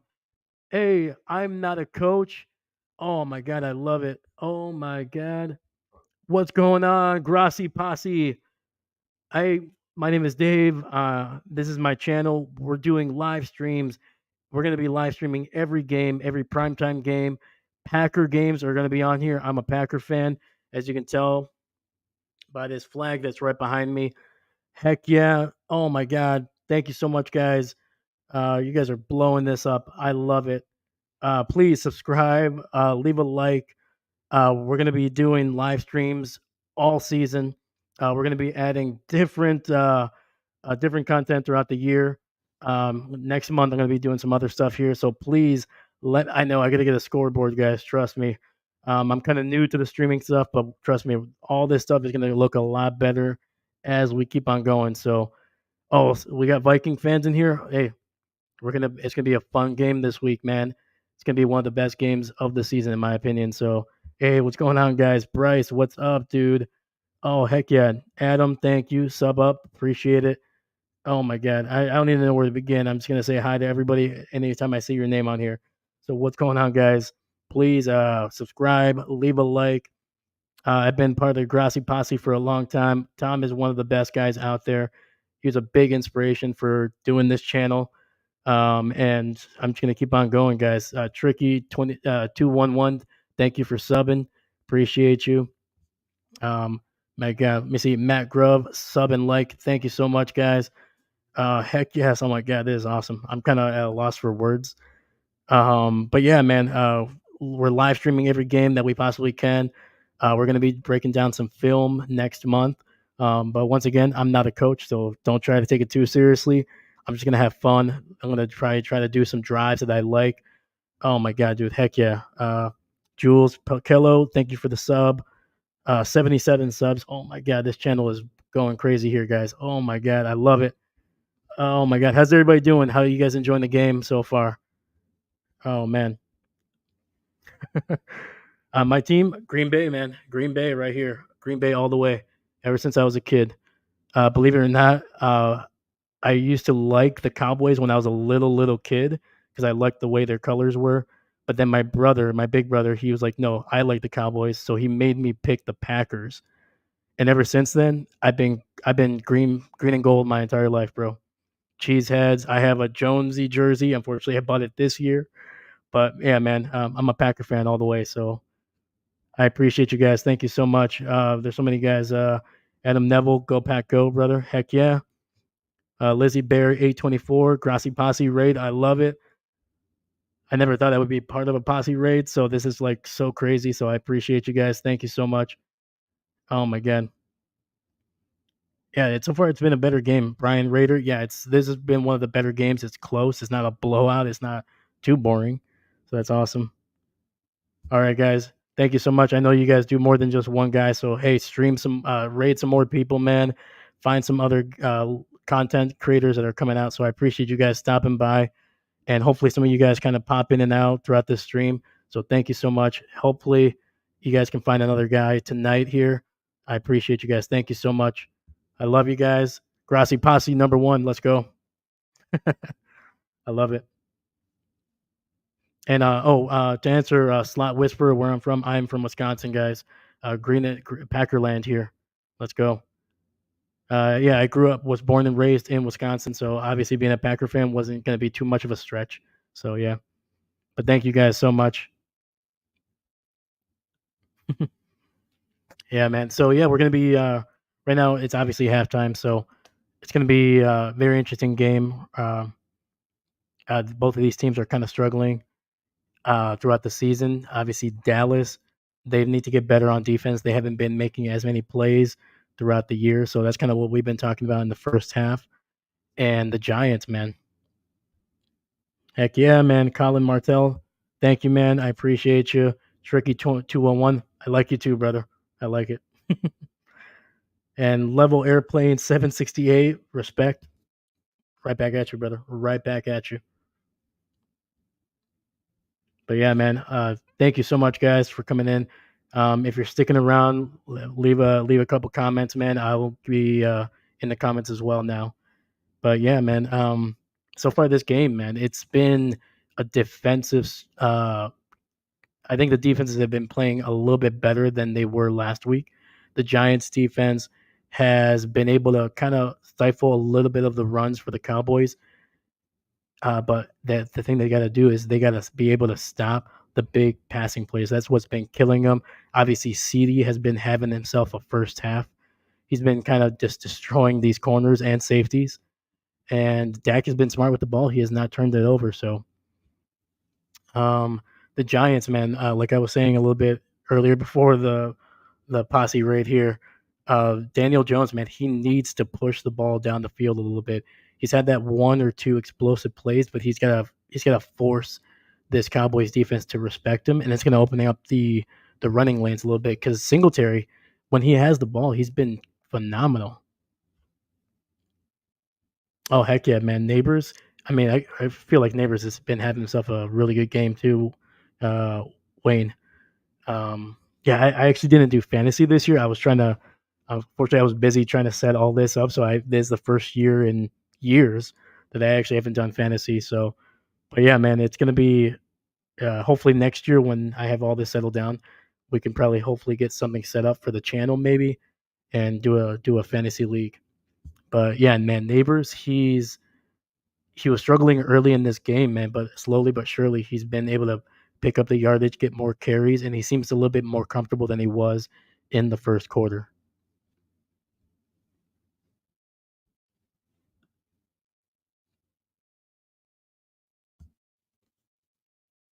But yeah, man, it's been it's been an interesting game. Hopefully, the Giants can kind of get going here a little bit.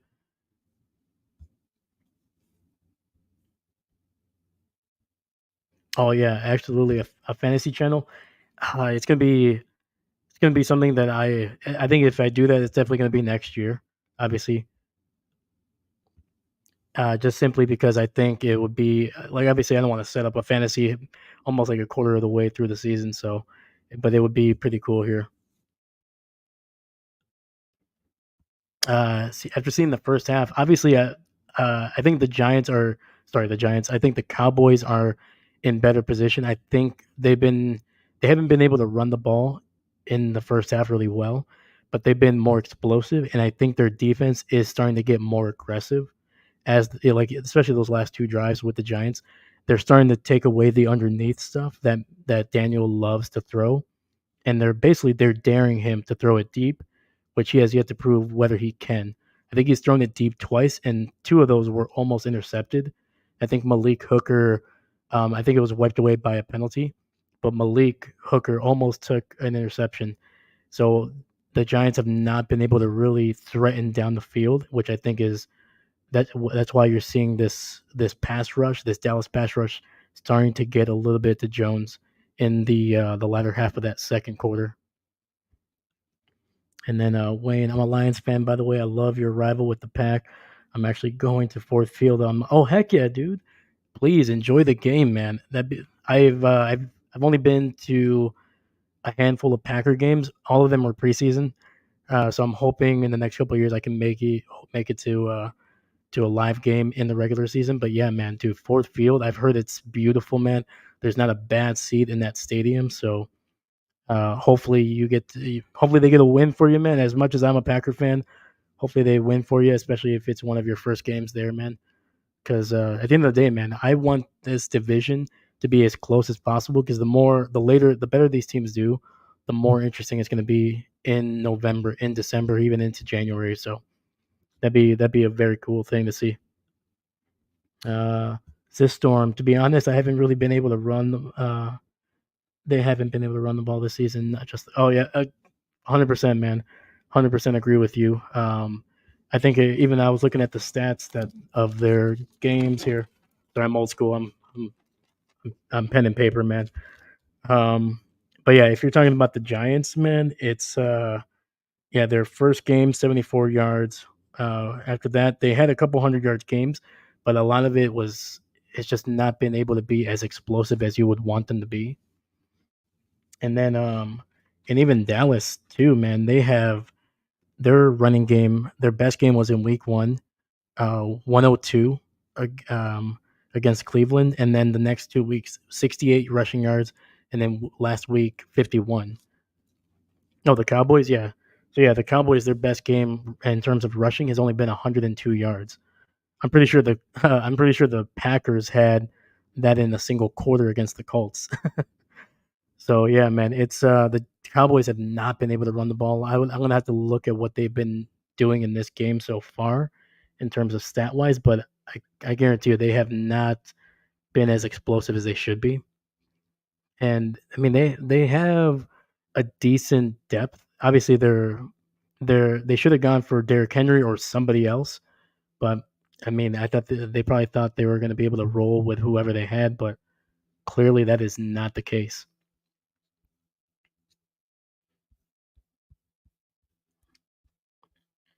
Yeah, man, it would be very cool to see the Commanders finally win a division. Because and how funny would it be that finally they got rid of one of the worst owners in the NFL's history, and now they're able to finally the luck is on their side. They look like they found a quarterback, and yeah, that'd be pretty cool to see if they could win the division here.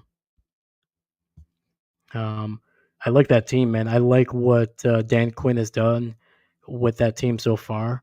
Obviously I did that live stream on Monday night, and just kind of talking about some of the key things that they needed to do in that game. And one of them was air it out with Jaden Daniels because he had the talent, and but for some reason whether it was not they weren't comfortable with putting him in that position, or it's simply they just weren't able to kind of get it going. But man, dude, Jaden Daniels, he popped off in that game. It was amazing. But yeah, man, I agree. I want to see the Commanders in the playoffs. I think their defense is solid, and I like the way that their offense is built. I think they can definitely make some noise. But yeah, here so missed a couple. It looks like we missed the opening kickoff here. There's a fumble, weirdly enough. So Daniels in the eye, handoff to Singletary, and he's going to lose about 4 yards on the play.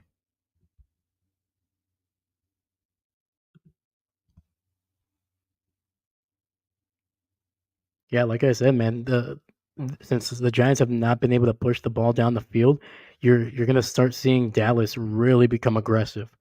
They're gonna be willing to stop the run. They're gonna take the underneath routes away, and they're gonna force Jones to really push the ball, which to this point he has not shown that he wants to. He doesn't feel comfortable. And I mean, Dallas is they're not gonna be afraid to be hit, deep because I think they have the playmakers at the safety positions and at the corner positions to be able to take the ball away.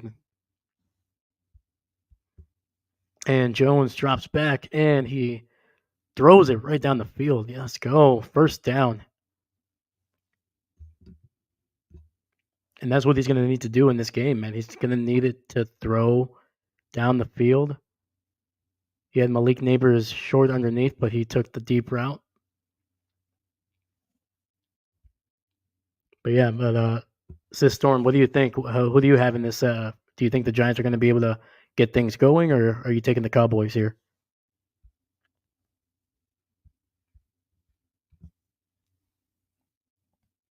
And Jones drops back, throws to the right, and he's going to be a big first down for the Giants, man. They are getting rolling.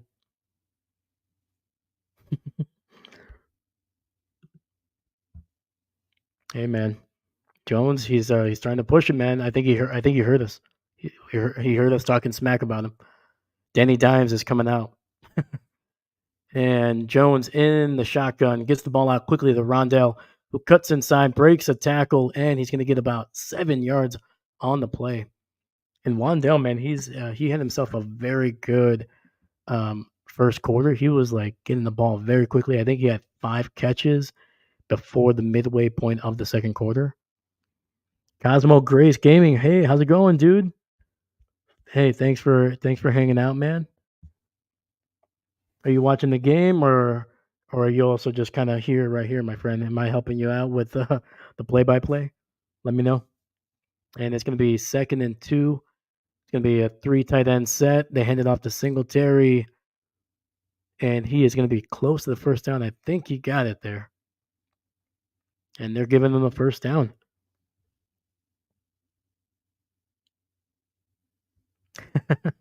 Hey, that's fair enough. Fair enough. I mean, yeah, if you have a Cowboys jersey, you might want them to win. But yeah, man. What about so Sis Storm? How long you been a Cowboys fan, man? How did you get into them? That's always a fun story.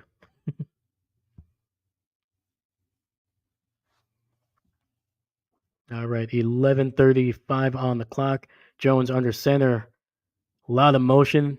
They get the ball out to their running back. That's going to be Tracy Jr., who weaves his way, breaks a tackle. It's going to be a big gain for a first down. Oh boy, man.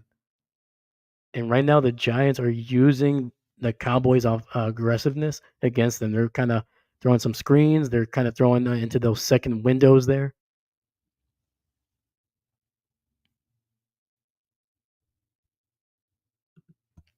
That is fair, man. That is definitely fair. Yeah, it's like I said, man, both of these teams, man, they're kind of a little bit at a crossroads, especially early on in this season. Like this is one of those games where you can start seeing some of the cracks kind of pop if you start losing. It's already bad enough you're 1-3, but you lose to a division rival. It's gonna be tough. And Dimes is just throwing it down the field, man. He's being aggressive. I like it. This is what the Giants needed to do if they were going to be able to come back into this game. I mean, it was only a 5 point game, but you could slowly tell that the Giants, the Cowboys, I should say, were growing in their confidence, especially defensively. And that was just a great throw. Great job by Neighbors, man. He knew he was going to take a hit and just got it down, man. Inside the 10, first down, Giants.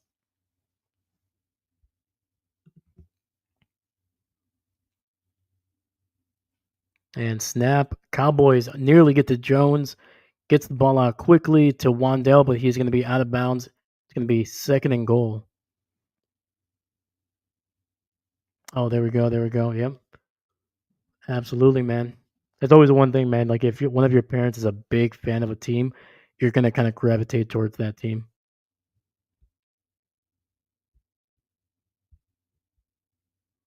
But yeah, man. No, I'm glad you, man. I'm glad you guys are hanging out, man. Appreciate you guys. But any games that last week, any games that really was that kind of stuck to you? Like, what was your favorite game of week 3? And it's going to be a handoff to Singletary up the middle, gains about 3 yards on the play, so it'll be third and goal for the Giants. I think my favorite game was that Monday night game, man. It was the most exciting. You never knew who was going to come out at the end. The Bengals made it close, but man, dude, Jaden Daniels, he was just not going to be stopped in that game, man. It was a coming out party for that entire offense, in my opinion.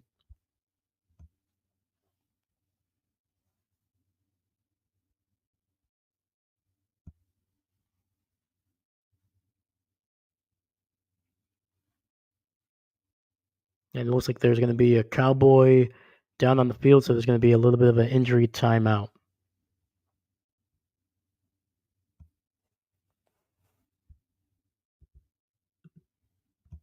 All right. Oh heck yeah, dude. Yeah, Matt Mitchell. There we go. Heck yeah, man. Oh, of course, man. Tom Grassi, man. It seems like the majority of people nowadays, man, that like either Tom or somebody on YouTube has really gotten them back into football. And that's always it's one of the best things, man. That's kind of what inspired me to kind of create this. I mean, the way I looked at it, I was like, I'm gonna already watch the games. I love football. I love talking about it. Probably almost too much. And yeah, man, the way I look at it, I was like, hey, let me create a space for myself and people like me that that just want to talk about some games. And once again, the reason I named the channel "I'm Not a Coach" is I want to make sure that this is a space for anybody. We're not like if you know a lot about football, hey, drop it in the comments, no problem. And if you don't, do not worry about it. We don't take ourselves too seriously here. We're not. We're gonna learn a lot about football. We're gonna talk about it, and we're just gonna enjoy the game.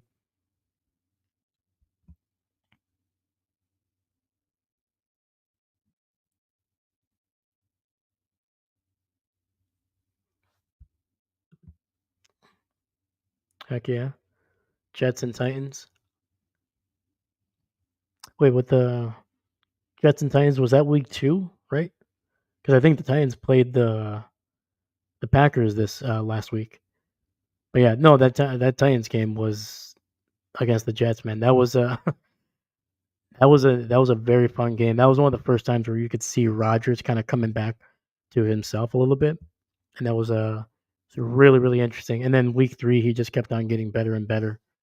As a Packer fan, obviously, I hope Rodgers kind of comes back to what he was. He's healthy. His last year, in Green Bay, he was not healthy. Obviously, last year tore his Achilles, so definitely was not healthy then. But yeah, man, it's anytime quarterback of Aaron Rodgers' caliber is healthy and playing well, it just makes watching football so much more fun. So I agree that Titans and Jets game that was really really fun. I'm trying to think here. Obviously, being a Packer fan, so I loved last week as well. I've loved the last 2 weeks with Malik Willis and Matt Lafleur just scheming things up for that entire offense. It's been fun to watch.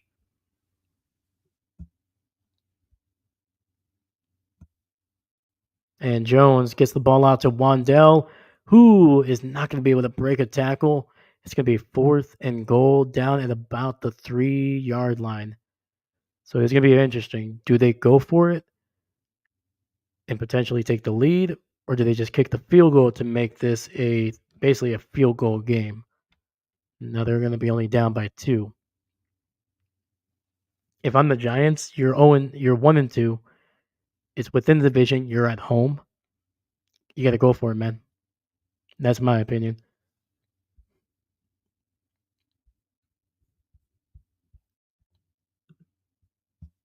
Oh no, you're all good, dude. Oh, you're thinking the Jets and the Patriots. Yeah, that was a really good game. It was kind of a little bit of a beatdown. I feel bad for Jacoby Brissett because he was just taking a beating, man. Just a beating in that game. Yeah, dude, that offensive line was just awful for him, man. They did not help him out. Um, he could not. He just never had time to really find his receivers, and even then, when his receivers were, it just seemed like the routes they were running, man, they just could not get any separation. And I just felt bad for Brissett, man, because he's a great backup. He's been in the league for a long time. He's obviously knows what to do, and it always stinks to see those guys just dunked on. But yeah, man, Rodgers in that game, dude. When he was as soon as he scrambled the first time, I was like, oh boy, I've seen this before. I saw this for 17 years. This guy is gonna have himself a day. And then of course, I think later on in that drive is when he had that touchdown to Alan Lazard on the free play, and I was like, yep, there's gonna be a vintage Aaron Rodgers game. I can already see it, and it ended up being by far one of his best games in probably almost 2 years. So yeah, man. Yeah, that Jets game, it's gonna be very interesting, man. The Jets after week one, everybody was like, "Oh, this team is gonna be terrible. They're gonna underperform again. Robert Sala's gonna get fired." And now over the last 2 weeks, they've looked like one of the best teams in the AFC. And the way that defense is playing now, Rodgers has that offense potentially playing not only efficient football but potentially explosive football.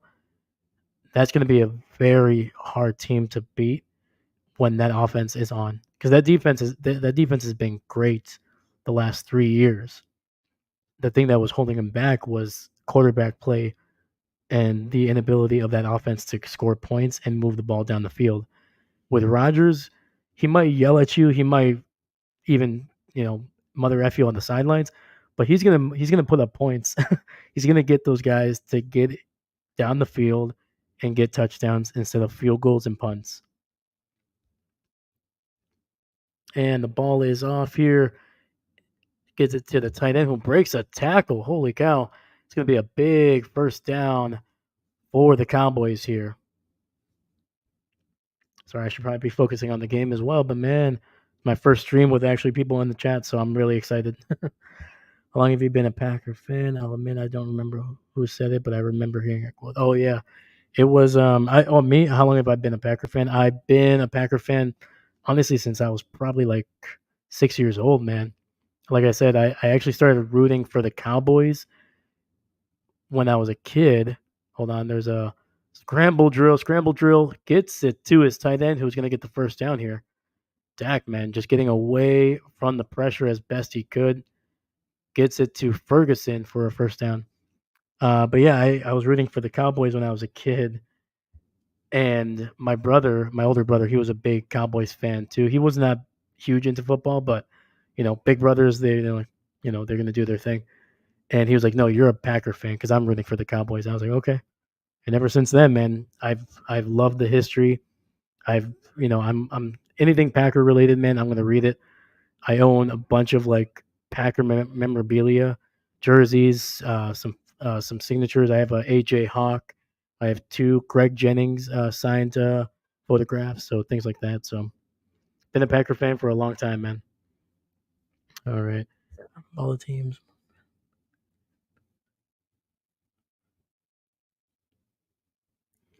Oh yeah, heck yeah, man. It's always tough to unless you're a Bears fan or obviously a division rival. I always like teams that have a rich history. Like uh, like hockey, I'm not a huge hockey guy, but if I had to pick a team, it would be the Red Wings. They always have a deep history. I always gravitate towards teams with deep history, just because there's always so much to read. There's always so many interesting facts. There's always going to be something that's going to be weird and interesting, and those things I always gravitated towards as a kid.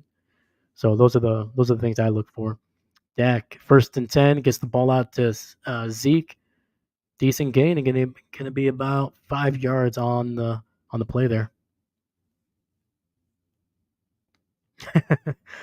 Well, yeah, yeah. To be fair, I've actually rewatched some of those Dallas Super Bowls just because like they were so dominant, man, and it's always so great to see a team of the era. The Cowboys were the team of the '90s, and it's always interesting to see how they played, how it's changed, how it's evolved.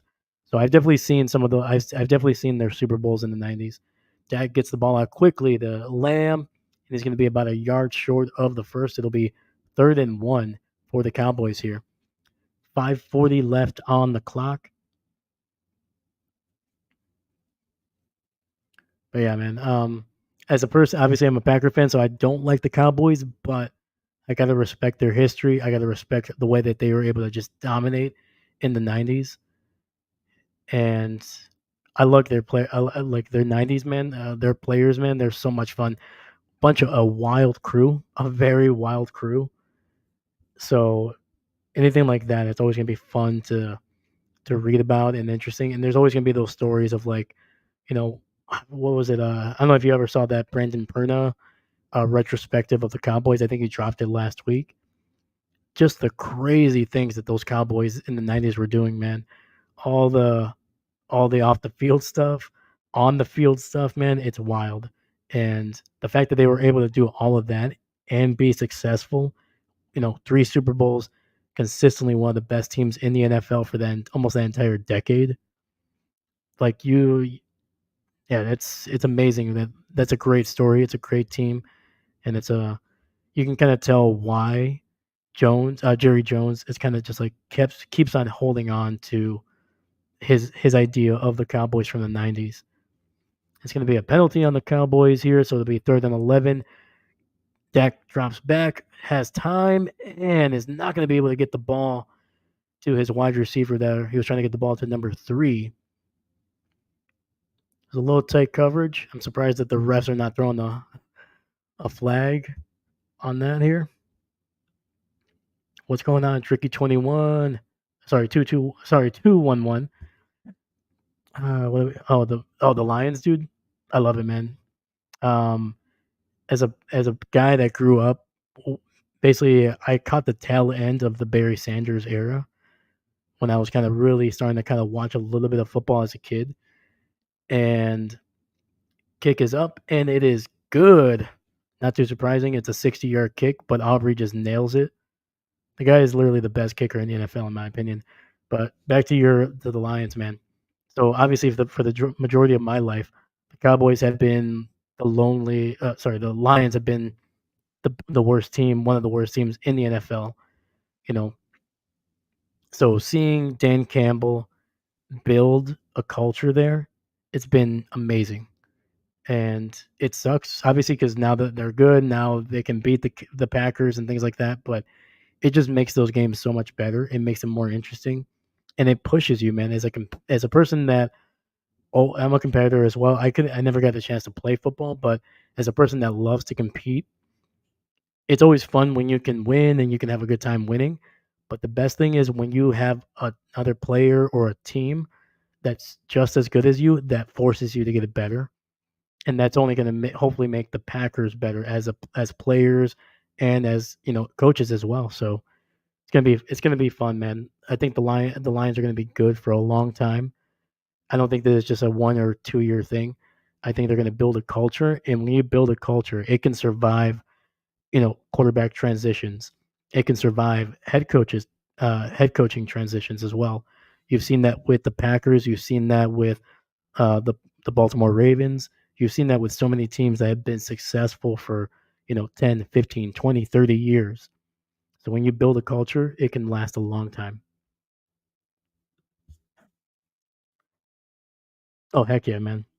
Barry, man, holy cow, man, that guy was amazing. I'm kind of glad that anytime he played the Packers in Lambeau in December, he never could seem to run well in when it got cold. So I was happy about that, man. But that guy could. It didn't matter if you had him in the backfield.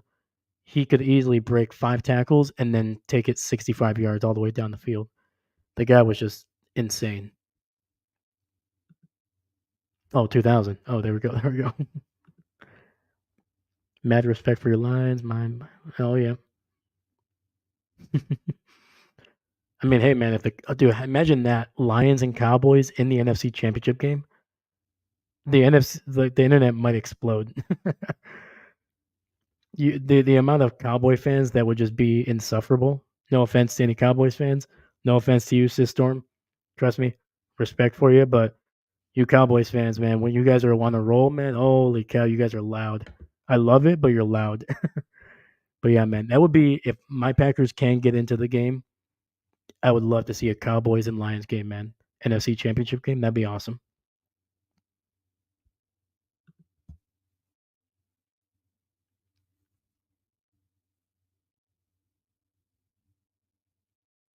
All right, we got the kickoff here. 5:06 left in the third quarter. Score is 17-12, and the Giants are going to return it, get the ball, and it's going to be down at about the 32.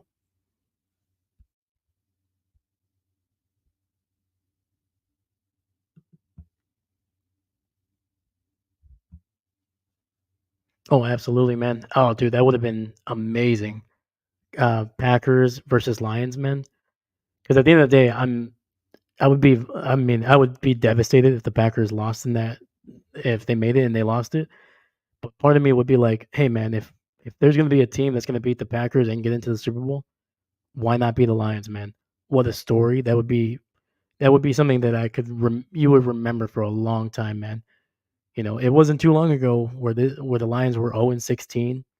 They were one of the worst teams in NFL history, and then to be able to see them in the Super Bowl, that'd be phenomenal.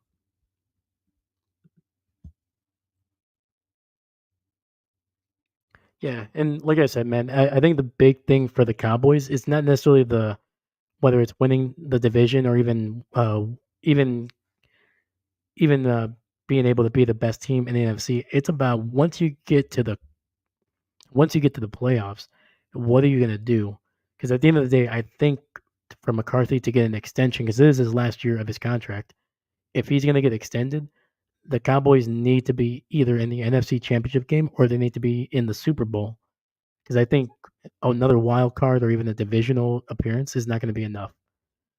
So handoff, 2nd and 5, and it's going to be an option. And the Cowboys are bringing Daniel Jones down in the backfield. It's going to be a big loss for the Giants. Yeah, I'm not really sure what the Giants are doing here. They're like obviously you don't want to forget about the run, but these options with Jones, you gotta throw it down the field, man. That's what got you that your fourth field goal. You gotta make sure that you are keeping this Dallas defense on their heels, because otherwise they have enough talent, man. They're gonna run right through that offensive line. Great sack. Jones gets the ball out to Wandell, and nearly, if he would have been able to break that, man, he was going for some big yardage. Fortunately, it's going to be 4th down for the Giants here. Great tackle by the Cowboys there. And it's going to be 3:20 on the clock here. Keeps on rolling.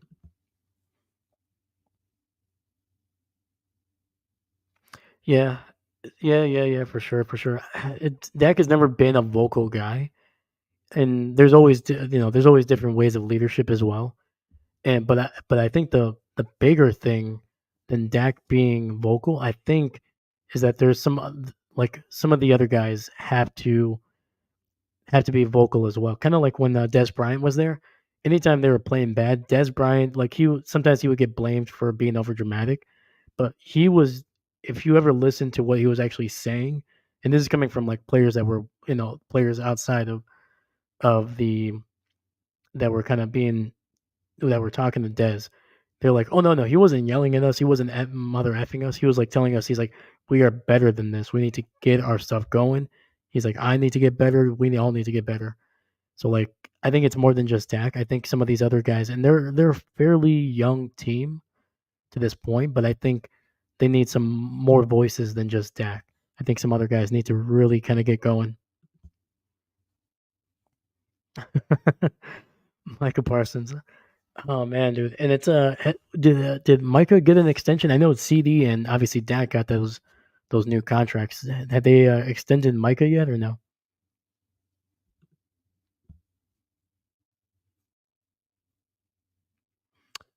Yeah, I mean, and at the end of the day, though, it's I-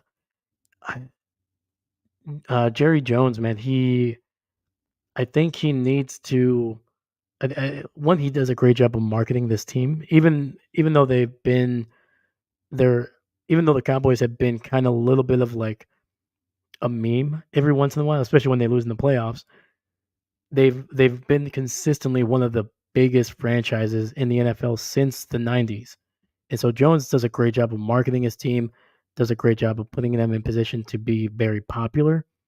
But I think sometimes like he puts added pressure that does not need to be there. Like the all in comment, I don't think he talked to anybody on the coaching staff. I don't think he talked to any of the money guys because I think if he would have known that he was not going to be able to afford almost anybody, I think he would have changed his tune a little bit. He probably would have been like, no, we're going to be aggressive in terms of our play calling and things like that instead of, oh, we're going to be all in, which can be taken as we're going to spend money in free agency or we're going to trade up in the first round, get a couple first round draft picks, things like that. So okay, so he hasn't been extended. Gotcha. That's what I thought too, and that's another thing too with Micah. That can be kind of distracting for some players as well because you're like, oh man, dude, what happens if I get hurt? There's no guarantee, things like that. Uh, the only reason they could be able to make a run is because they had the talent. They got a number one wide receiver. They have one of the best quarterbacks of the last decade. And the thing that they're missing is a running game, and their offensive line is not as strong as they once were. But they've used some top picks on that offensive line, which sometimes it takes a year or two to kind of develop those guys. But the thing that should be helping them is their defense. That should be a the fact that they've been struggling throughout the first three games is worrying. That's what's gonna hold them back, in my opinion. That defense, if they continue to underperform.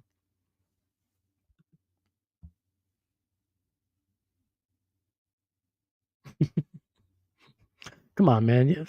Some of these guys could fall forward for 2 yards.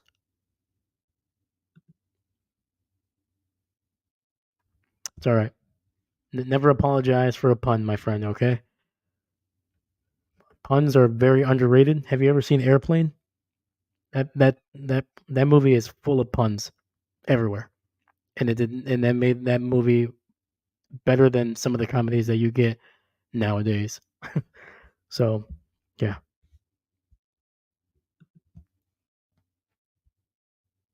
All right, Tricky 211. Have a good night, brother. It's good talking to you, man. I appreciate you. Thank you. I hope to see you again in the chat, my friend. Have a great night, man.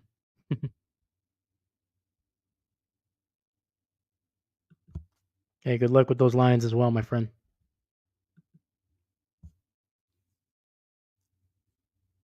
Yeah, who did the Lions play this week? Actually, that's a pretty good. Doo, doo, doo. Looking it up, looking it up. Oh, they play Seattle, man. Oh, that's gonna be a great game. Undefeated Seattle. Cowboys 2nd and 10, ball at the 8-yard line. Give the handoff to Zeke, who gets a decent amount of yardage. He'll be down at about the 16-yard line. Oh, okay, he'll be back. Oh, right on. Tricky. Right on, right on. Heck yeah, dude. Appreciate you stopping in, brother. But yeah, man. Yeah, that Detroit game and Seattle, man. That's gonna be a fun matchup. Yeah, I mean 3rd and 12. So it looks like the Giants are sending pressure right here. No, they're backing up. They're backing up. They only send 4. They get it out to number 40 there. Yep. Only able to get minimal yardage. It looks like they're going to punt, my friend.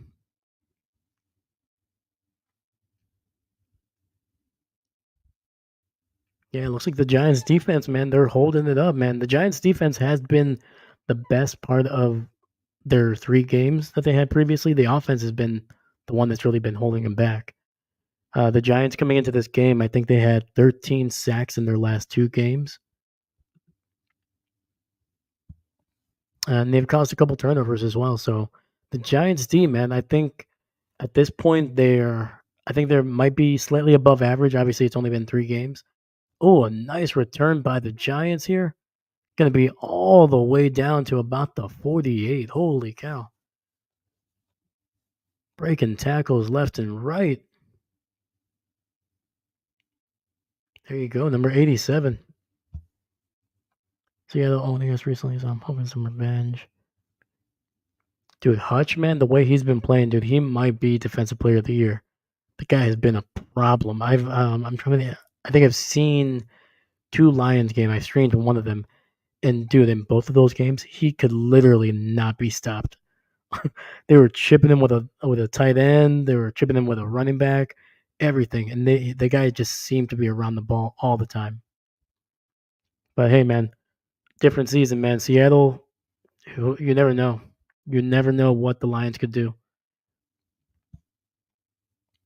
What's the team that surprised me the most? Let me see here. Right off the top of my head, Washington 2-1. Obviously they beat Cincinnati 0-3, but at the end of the day, that's still Joe Burrow. That's Jamar Chase. That defense is still pretty solid. So I would say Washington is one of those teams. Who else here? There's one more that I can't think of off the top of my head, so I'm going to look here. Oh yeah, Minnesota. And this not even being a Packer fan, I literally did not think that they were going to be as. It's one thing to be 3-0. It's another thing to be as dominant as they've been. Tricky, peace out, brother. But yeah, man, the way Minnesota has just dominated teams, and some people are arguing, oh, well, they've been some teams that have dealt with injuries. This is the NFL, man. Everybody has injuries. Everybody's banged up, even at week 3. Yep, tricky. Absolutely, man. I agree.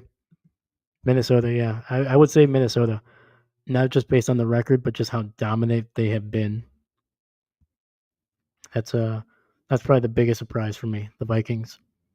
And it makes it exciting, man. This coming week is going to be a very good game against Minnesota and the Packers. Whether Jordan Love is there or not, I think it's going to be a tough game. I think Minnesota, the way they've been able to run the ball, has been impressive. And on top of that, Darnold, man, the guy is playing like he like he wants to be an MVP.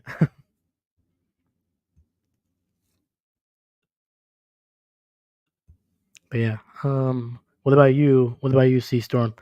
What's been your surprise team so far through the first 3 weeks?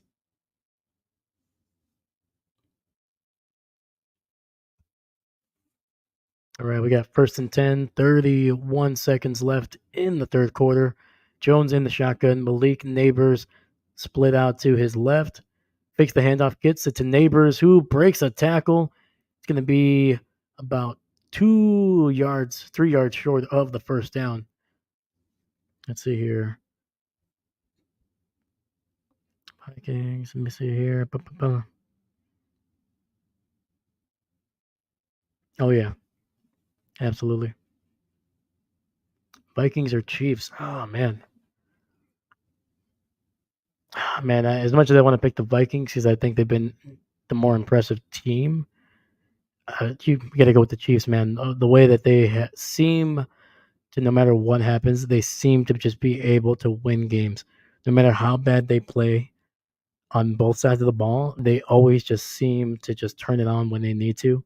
And you saw that last year. They did not look like a team that was going to win the Super Bowl heading into the playoffs. And then, of course, they they just basically just rolled through everybody. Vikings are going to go. Let's listen, man. Listen, tricky. All right, 4-0. No, maybe if there was a preseason. No, I'm kidding. I mean, it's possible, man. It is possible. The Vikings have been impressive, but I think the reason I trust the Packers, one, I think Jordan Love is going to come back. I think the running game of the Packers can be very dangerous. I like the way that defense is playing. You know, you're not facing Joe Barry's defense anymore in Minnesota. This team is going to be aggressive. They're going to force Darnold to regress. He's going to start seeing ghosts again. All right, that's what I'm going to say. And on top of that, Matt LaFleur is going to find ways to get uh, the ball into his best players' hands, and they're going to make some plays. And you haven't even seen every wide receiver really explode. Christian Watson had a good game last week. Dontavian Wicks really has not done much this season, but you saw what he did last year, and he can take over a game with his skill set. Hey man, don't apologize. Don't ever apologize for talking some smack in the chat, man. It's always fun. Panthers coming back winning after switching from Bryce. Yeah, I mean it. How many times does it happen? A guy gets benched. They put in a guy like a veteran guy that hasn't played in like a year or two. They always seem to get a win. It's like clockwork. It's like firing your coach. As soon as you fire your head coach, you're guaranteed to win your next two games. It seems like. So yeah, and for the most part, it seems like I've got the Packers picked in the win. There we go. There we go. Yes, there we go. See, it's 2-1, man. Tricky. It's 2-1. All right, I'm picking the Packers too, obviously. But yeah, I think either way, man, it's gonna be a fun game. It's gonna be a fun game. I don't think at this point, I don't think it's gonna be a blowout for either team. I think it's gonna come down to a touchdown. I think it's gonna be 7 point difference.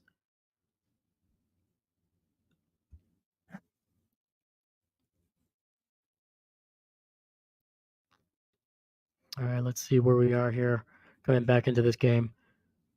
But yeah, hopefully Jordan Love can get healthy and hopefully he comes back this week. 2nd and 2, Jones under center, hands the ball off to Singletary, makes a move, gets to the edge, first down, Giants. But there is a flag on the field.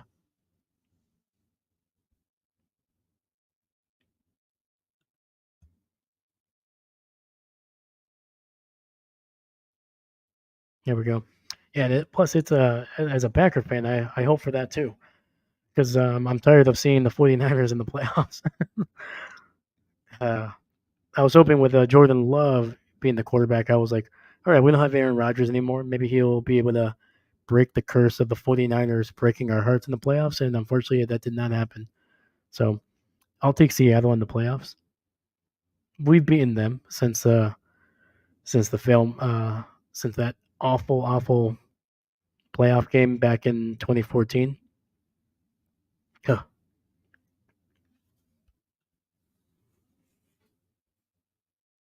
but yeah, man. Yeah. Plus, it would be nice to see Seattle succeed, especially with um, the quarterback that they have. Man, he's been through a lot, man, and it's gonna be a deep throw to Slayton, and it's gonna be incomplete. It'll be 3rd and 12 for the Giants here. 14-31 in the fourth quarter.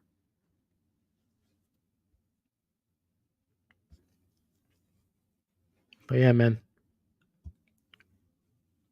But relatives in Seattle, man, are you from Seattle or is that just kind of where some of your relatives were? Yeah, most of my relatives, they all live here in Wisconsin. We've been here for a long time.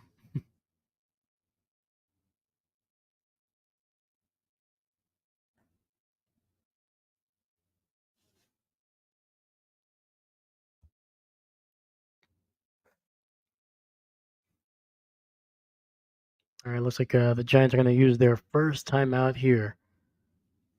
Looks like they were not going to be able to get set in time.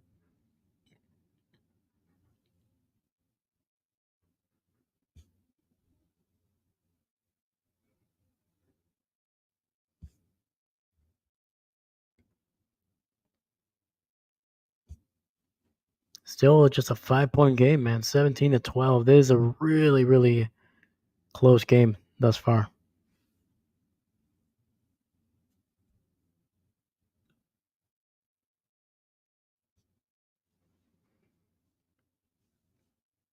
And at this point, obviously it's only been 3 games, but if you had a pick today, who's going to win Defensive Player of the Year as well as potentially Coach of the Year?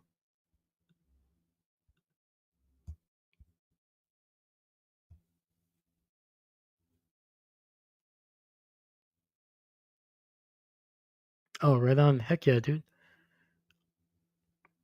Yeah, Seattle's always been a place that I've wanted to go for a while. It's always on the bucket list. It always seems to be just some really, especially I've never been that far the West Coast. I've been to California one time, and that was like when I was a kid. But yeah, I never made it up to the northern part of those states, man. And it's always seemed to be a positive experience for most people. So it's pretty cool. And Jones, he gets the ball out. It's going to be about a 9 yard gain. It'll be a fourth and short here.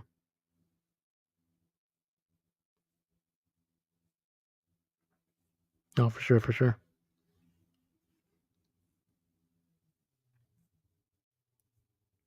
And quick pass, and he gets it to is that Malik Neighbors. Yeah, that's going to be to Malik for a big first down there on 4th and 3.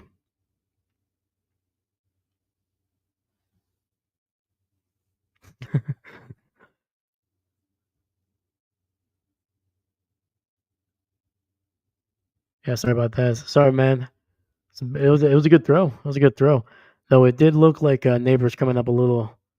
Just the way he landed, he basically landed after he bounced onto the turf. He basically landed on his head. So 1st and 10, fakes the handoff. Danny Dimes is going deep down the field, up the middle, 2 Neighbors. That's going to be a first down, gain of about 14, maybe 15, but there is a flag on the field. And just by the Giants' reaction, it looks like it's going to be on them.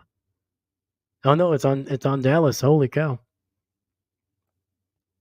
And the penalty is going to be declined.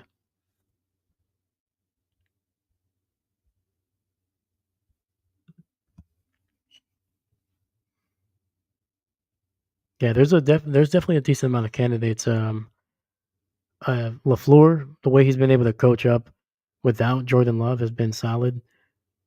See here, I think even Dan Quinn, the way he's been able to, they're only 2-1, but if Jaden Daniels can continue to play like he did in Monday night, that can be a very good thing.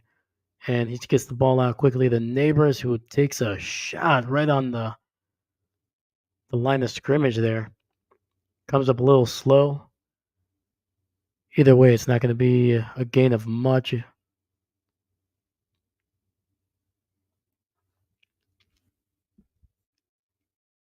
I'm trying to think here. Who else?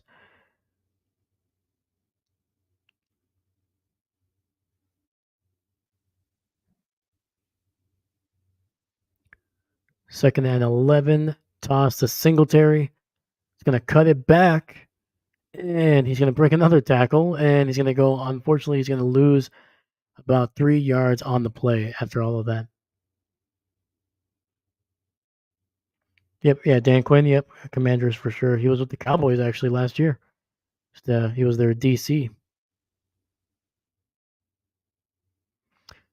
Yeah, I think right now, just the way that the media has talked about how LaFleur is done, he's definitely a front runner at least at this point. But yeah, I could definitely see him. I can see who else. Doo, doo, doo. Minnesota's head coach. I mean, they're 3-0. They're looking phenomenal. He could easily win it as well. I don't think he's ever won it.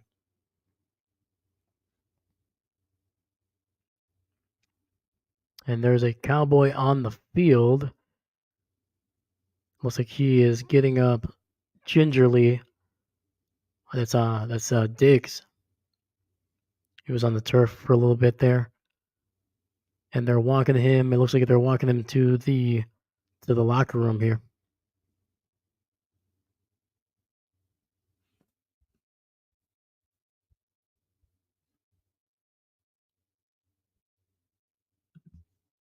Oh, absolutely, yeah, yeah. Hopefully Diggs is okay, man. Hopefully he comes back into this game. Dude, Diggs, man, that guy has just been so good for the last like what 4 years basically. He's really popped off. Yeah, so hopefully he comes back. All right, we got 3rd and 14. The ball is at the 24. Shotgun, two receivers at the bottom of the screen. Jones has a little bit of time and nearly got it to look like Slayton. Ball was just a little short. It's going to be 4th down, and are they going to kick another field goal?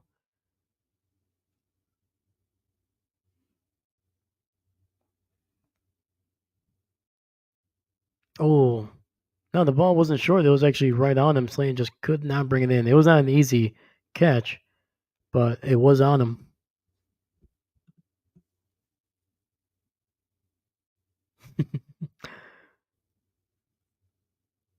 And the field goal is up, and it is good.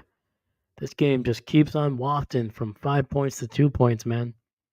With 11:11 on the clock, it is 17-15 Cowboys.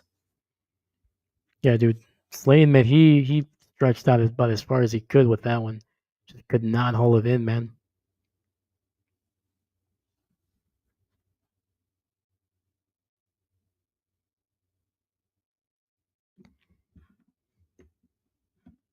All right, I'm gonna be back in just literally a couple seconds here. Just gonna grab a little bit of water here.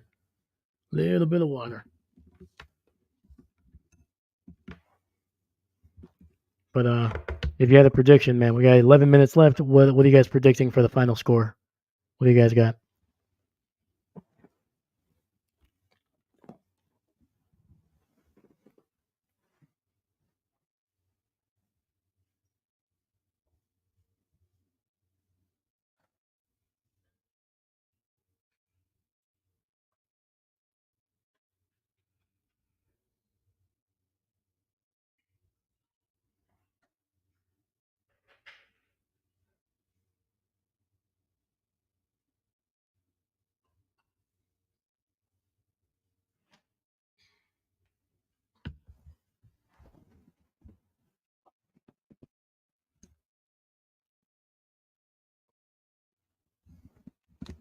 All right, we are back here.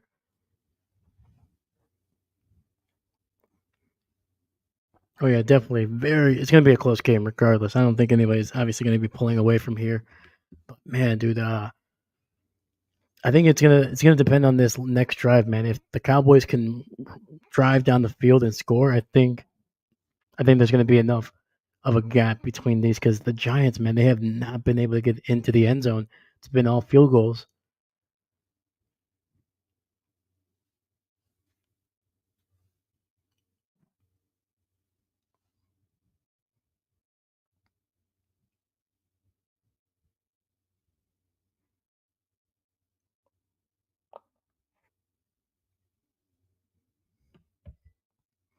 And the weird thing I'm noticing too, I don't think there's been I don't think there's been a turnover in this game.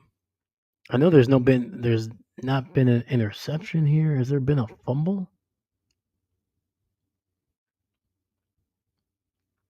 No, there's been no turnovers in this game at all. It's been a very clean game. 24-21 touchdown for the Cowboys. Two field. Yeah, I could definitely see that.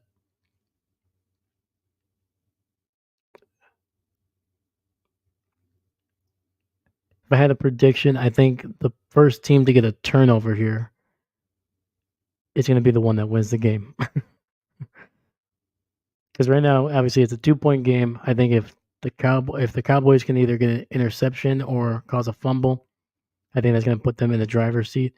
But if the Giants can possibly get a turnover here and give that offense a good field position, they finally might be able to just get into the end zone. So no turnovers yet. And I think it might be that. Oh yeah, no, yeah. I think actually both teams fumbled it. Jake says Jake Ferguson fumbled, but it went out of bounds, and then I think the Giants also had a fumble. So yeah, so there's been fumbles, but no turnovers yet.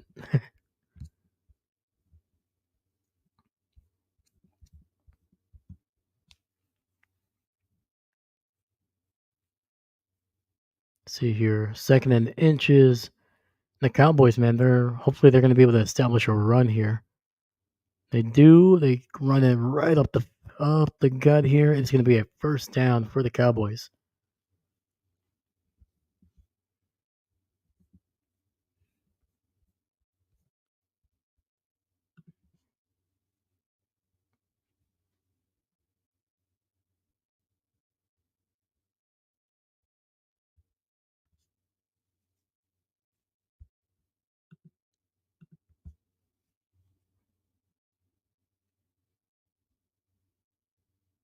And Dak throws to the right, gets it to Ferguson, who's going to be very close to a first down. He might have gotten it depending on the spot.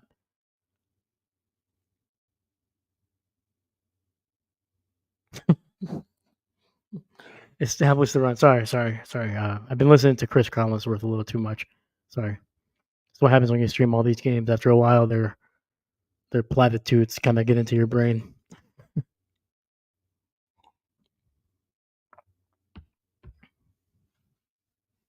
Come on, they just gotta establish the run.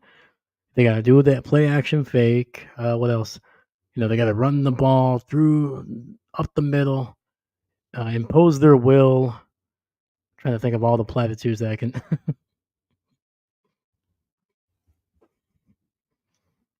Once again, man, like I said before, they don't need to run. They just need to fall forward. You know, gain 1 or 2 yards at a time. Even you and me could probably fall forward for about a yard. 1st and 10, drop back. Gonna be tight coverage on that one. No flag. There we go.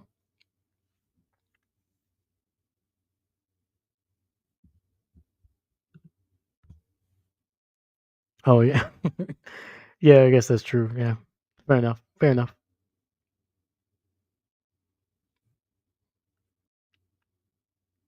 Holy cow. 2nd and 10. The ball is at the 40-yard line of the Giants. Dak in shotgun, looking deep, gets the ball to his receiver Tolbert, who breaks the tackle, and it's going to be a first down. Ball is going to be at about the 25-yard line. Cowboys are driving. The Cowboys are driving.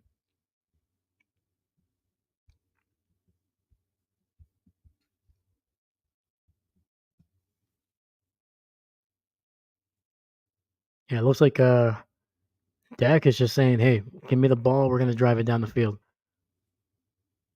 We're going to put this game away now." Going to get the handoff there, and we'll gain about 4 yards on the play down at it's about the 21. I'm trying to see here. 2nd and about 5, maybe.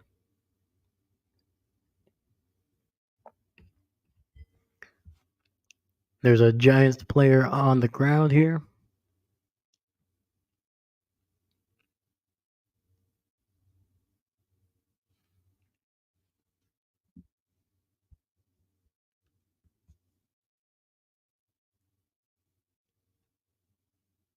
So, Storm, do you have any games that you're looking forward to this coming weekend?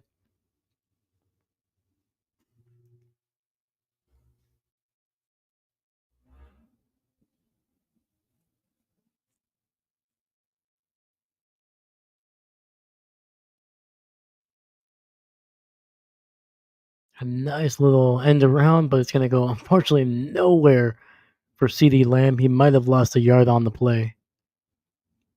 It'll be third down.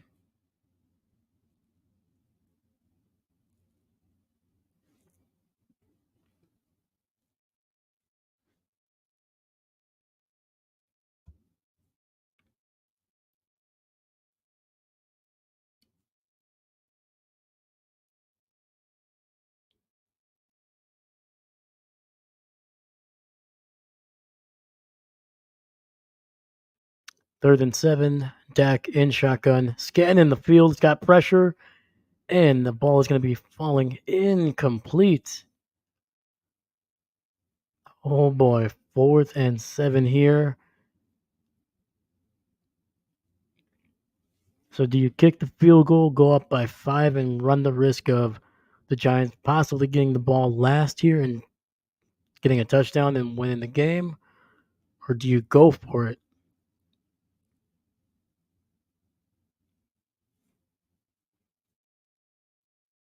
Bengals, Panthers? Oh, heck yeah. I mean, both those teams, obviously the Panthers were able to get a win this week, but the Bengals, man, they're going to be throwing, I guarantee they're going to throw everything at the Panthers. They're going to try to make sure that they get Andy Dalton on the ground.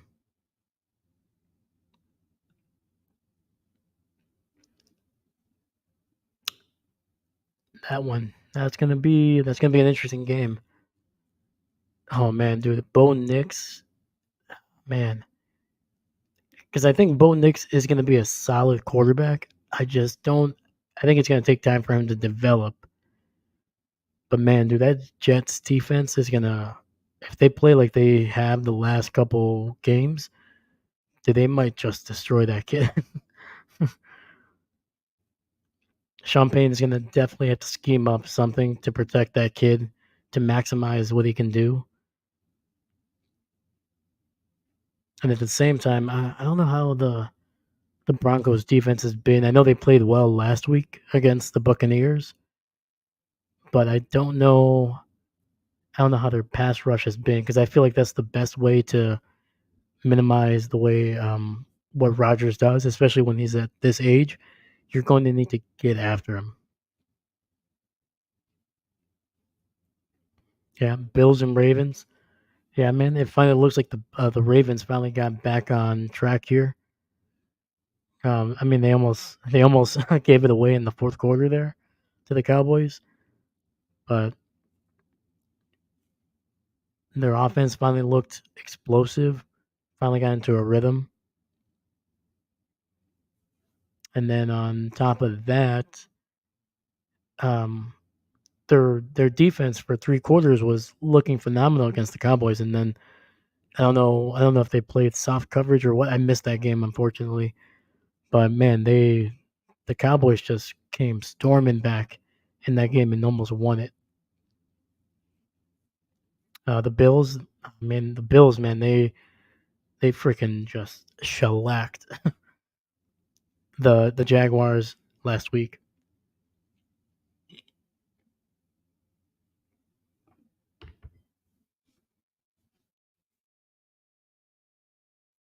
But yeah, I guess if I had to pick a game that I'm most excited for is obviously the Packer game, Minnesota game. I think that's going to be might be one of the best matchups of the week. You know, you got two young coaches that are just seems like their schemes are just hitting their stride. They finally have full players.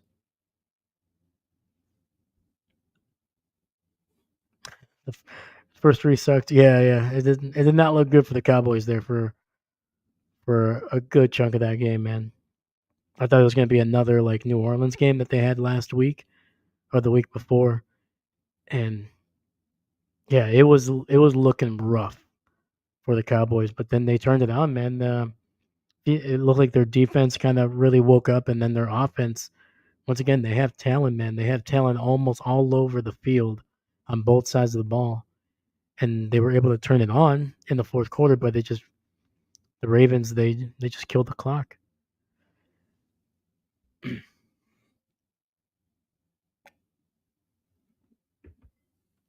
First and 10, ball at the 30.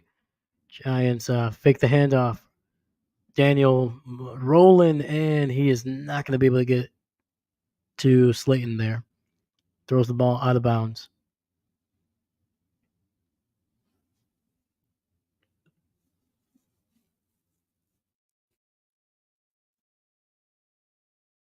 Malik Neighbors, man, 11 receptions for 111 yards, man. Holy cow.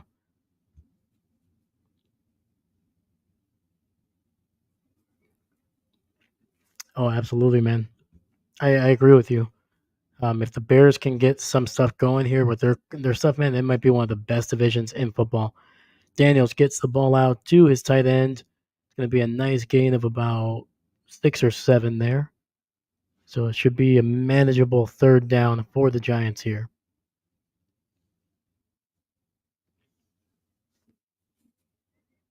Yeah, Minnesota's playing well. The Packers are playing well. The Lions are looking like they did last year. I mean, those are three teams that, like, heading into the season, the Packers and the Lions were Super Bowl contenders.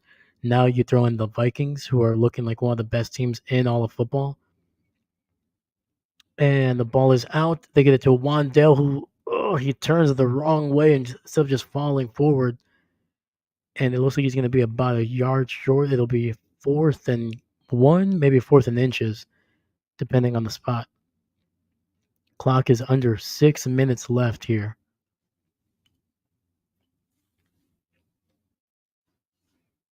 Hopefully the Giants don't just do what the Falcons did on last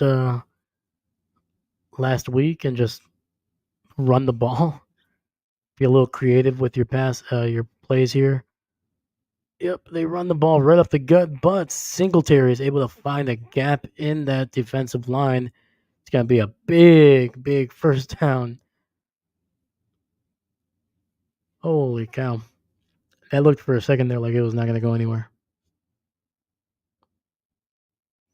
Yeah, they unfortunately they got it, man. They barely got it though. All right, 1st and 10, ball at the 41, empty set. Jones looking, finds Neighbors, and Neighbors is going to get about 4 yards on the play.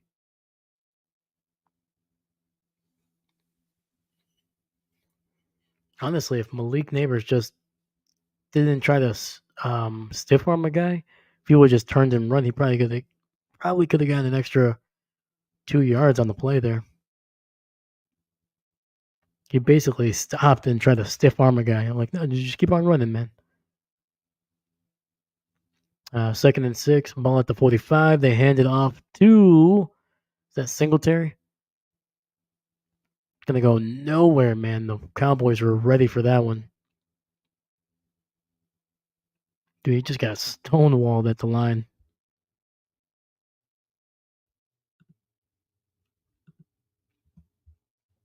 There we go. It's gonna be another third down for the Giants here. Oh man, Micah Parsons just beat his beat his blocker, man. That's another thing too, man. Micah, dude, he's such a versatile player, man. Can play the edge, can play the middle, can blitz, can drop into coverage, man. Cowboys send 5, pressure, and it's going to be incomplete. Trying to get it to Wandell. Wandell's looking for a flag. And it's going to be another 4th down for the Cowboys here. Oh, Wandell, he should have been able to bring that in. That hit his hands, man. If he's able to catch that, he is. I can't see the rest of the field here on the broadcast, but that's a first down and a lot more.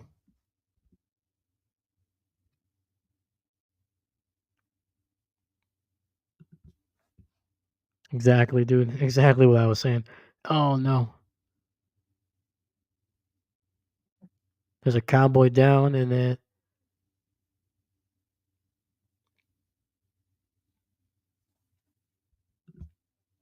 I couldn't see exactly the number, but it looked like number 11. Is that Micah man?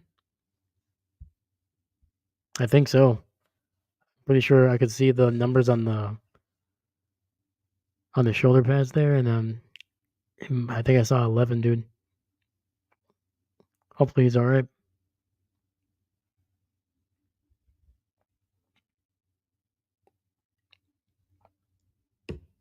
Yeah, man. You never want to see injuries on with anybody. Oh, here, I got you. I got you. I got the wood right here.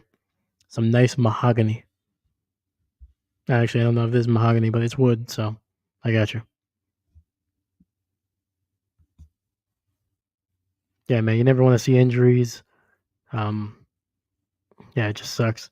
Hopefully he's all right.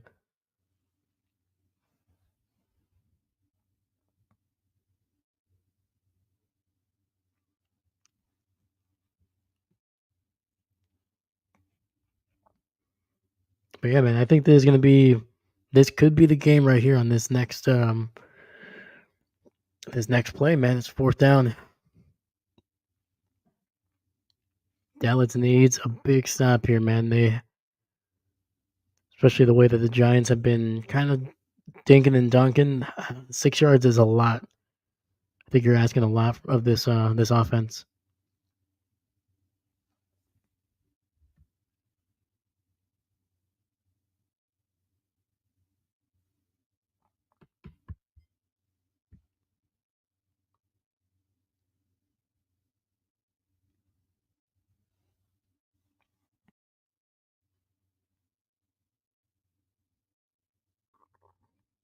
See, and it's the thing, man. With especially with Micah not being signed yet, man. It always sucks. I'm always a big advocate for, hey, man, make your money when you can.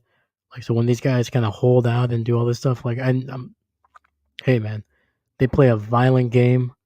You never know when your season, or your career could be over. So it stinks.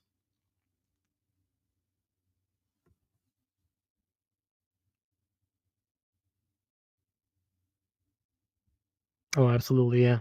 No, they're definitely. I think the defense has not performed like they have over the last couple seasons, especially under Dan Quinn. But I think it's a new scheme, new coordinator, a little bit. Definitely changing some things up. So it might take a little bit of time. Empty set, fourth and six, ball at the 45. They need to get to about the 49 of the Cowboys. Daniel scrambling, scanning, and not. Oh, is that a catch? It's gonna be close. And it. Oh no. Oh no. Looks like the Giants player just hit the ground hard, and he is. I think he was knocked out for a bit.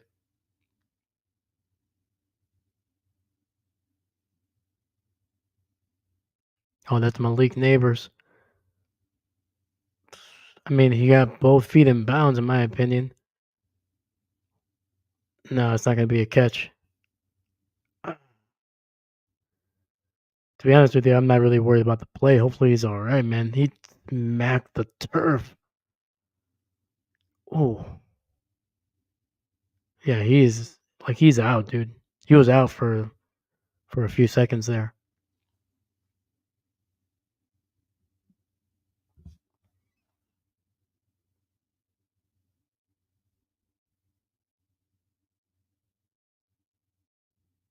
Yeah, I think he got the toes down, but he did not secure the catch. And yeah, he still looks like he is just dazed, man. Oh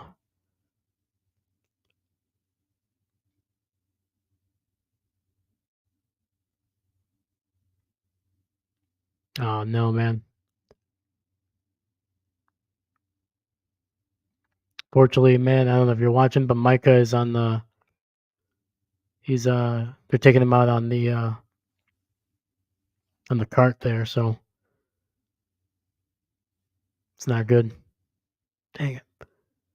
The fact that he took off his shoe, it might just be an ankle.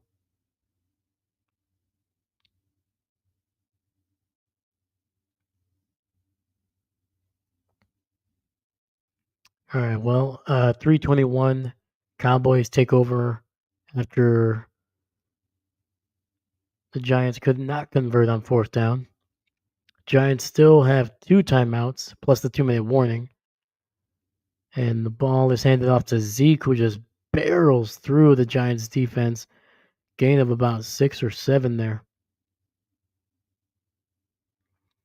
Yeah, man. It's the last couple of plays, man. Some guys have just been going down. Micah, Neighbors. I think there's another Cowboys player that was on the sideline there. Yeah, hopefully these guys come back. Hopefully they're all right.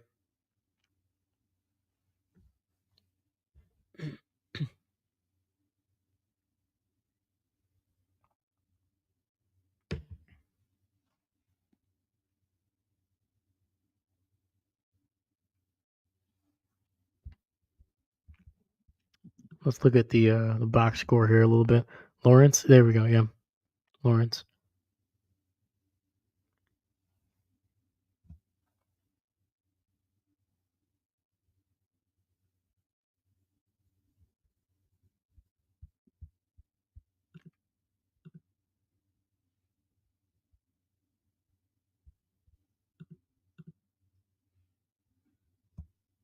Giants use their final timeout here. So yeah, so far tonight, Dallas has run for just under 80 yards. So once again, not a big day for them on the ground.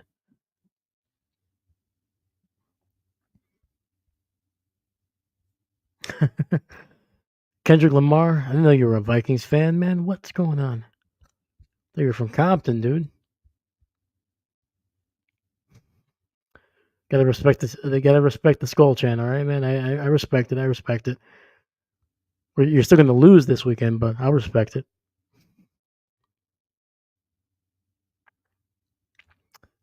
And Storm, I don't think the. I mean, to be fair, I mean, yeah, points would help, but I don't think the Cowboys need to score anymore, man. They just need to kill the clock.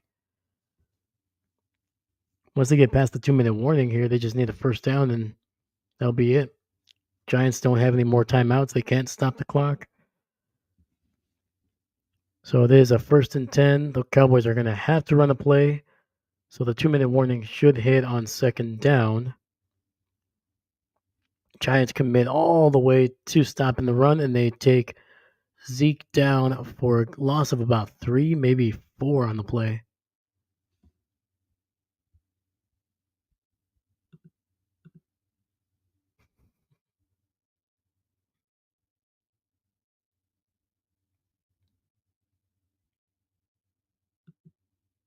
Definitely, definitely. Especially if you give the Giants the ball back, you definitely want to make it a field goal would make it a 8 point game. So yeah, and the Giants have yet to prove that they can find the end zone today. So yeah, so we just hit the 2 minute warning. So Cowboys a first down ends it. If they can't get it, they'll still be able to run. Let me see here. I'm trying to think here. They'll be able to run basically the equivalent about 45 seconds per play, maybe a little bit more with the punt and the delay in between them. So the Giants are not gonna, even if they get the ball back, they're not gonna have a lot of time. They'll probably have less than 25 seconds.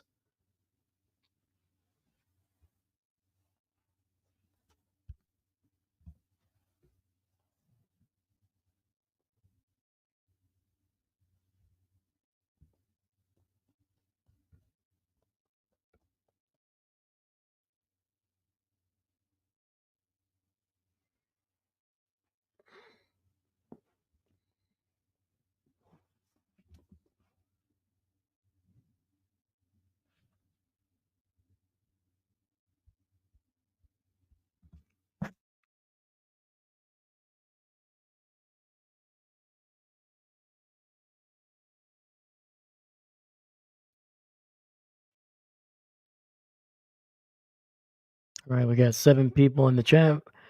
But hey, if you guys are new, my name is Dave. Make sure you guys like and subscribe. We're going to do as many games as we possibly can. We're going to be live streaming all season, every primetime game, every Packer game. I'm a Packer fan. And then on top of that, hopefully in the next this next coming month, we're going to be breaking down some film, just for having some fun. I'm going to try to do my favorite drives of the week, just kind of seeing what they did, looking at the schemes, and just having some fun. I just kind of add a little extra content. But yeah, all right. We are, looks like we are back from the 2 minute warning here.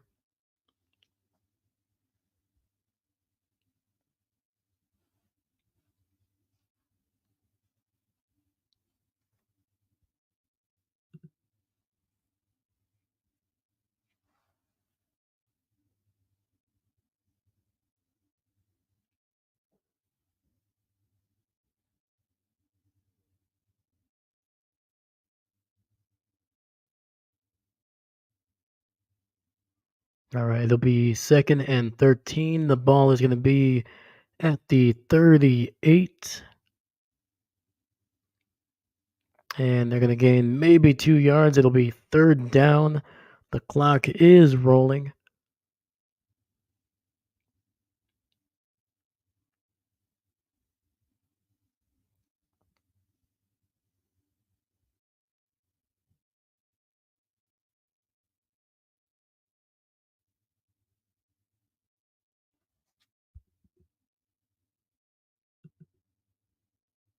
Oh, it's going to be the last game. Holy cow. Yeah, they've been playing that stadium, I mean, ever since it opened. Yeah, Jerry Jones, he's always been so good about making sure that, like, no, not just even college teams, but like high school teams, and I think even middle school teams, like the middle school state championship, even plays in this stadium sometimes. So yeah, man. Oh, that stinks, man. Hopefully, they can kind of continue some new traditions for some of the local teams, man.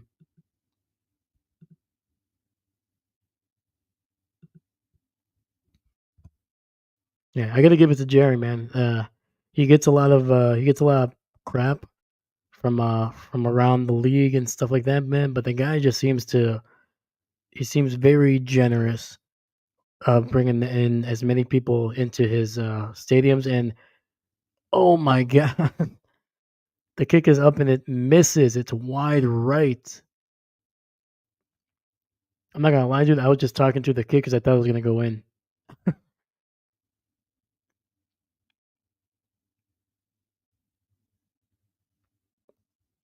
So I know Aubrey's missed before. I've never seen it live though. So I was just very I was like, oh yeah, he's gonna make it. And all right, we got ourselves a game. No, I'm kidding. I mean the Giants have no timeouts. They're gonna have to drive way down the field. It's a 5 point game, so they gotta score a touchdown. Field goal for them does nothing. 28 seconds left. Empty set. Jones moving the pocket, finding a man down deep, and he cannot get it to Wandell. If Robinson was just a little bit taller, he might have been able to catch that one.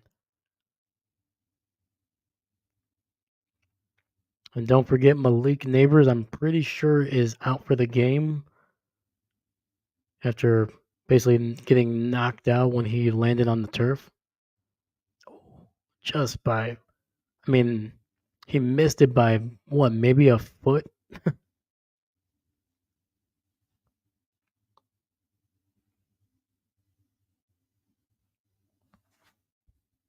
Slot whisper, absolutely, man. They're gonna have a chance here, and they cannot. The Giants have not been able to really just not been able to move the ball down the field, man. And obviously the Cowboys are playing everything deep here. They don't want to give up anything big. But the fact that they're still able to get pressure and force Jones to move. So 15 seconds, 3rd and 10.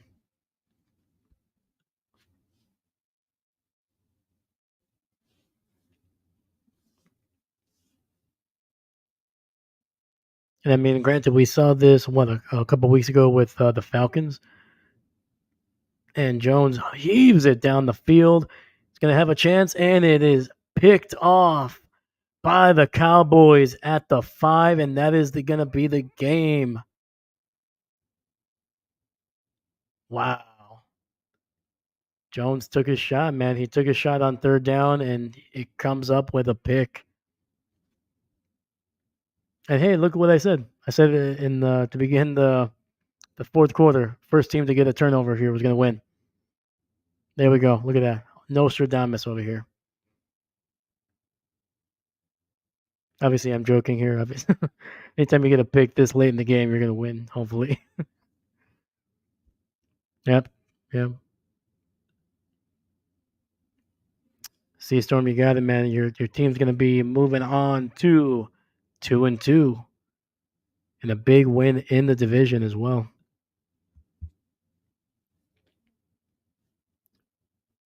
Yeah, man. Slot Whisperer, man. It's Danny Derps, man. Danny Derps hits again. They were looking for Danny Dimes. They got the Derp.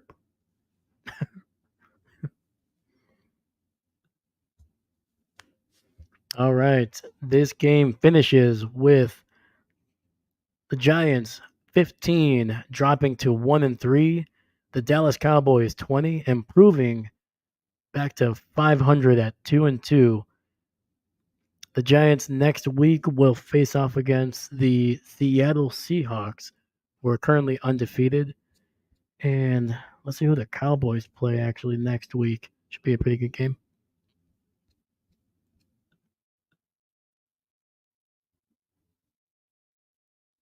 It's actually, yeah, let's see here. You guys have the Pittsburgh Steelers. So both of these teams right now, as it stands right now, they're going to be facing undefeated teams. Cowboys are Steelers, Giants, Seahawks.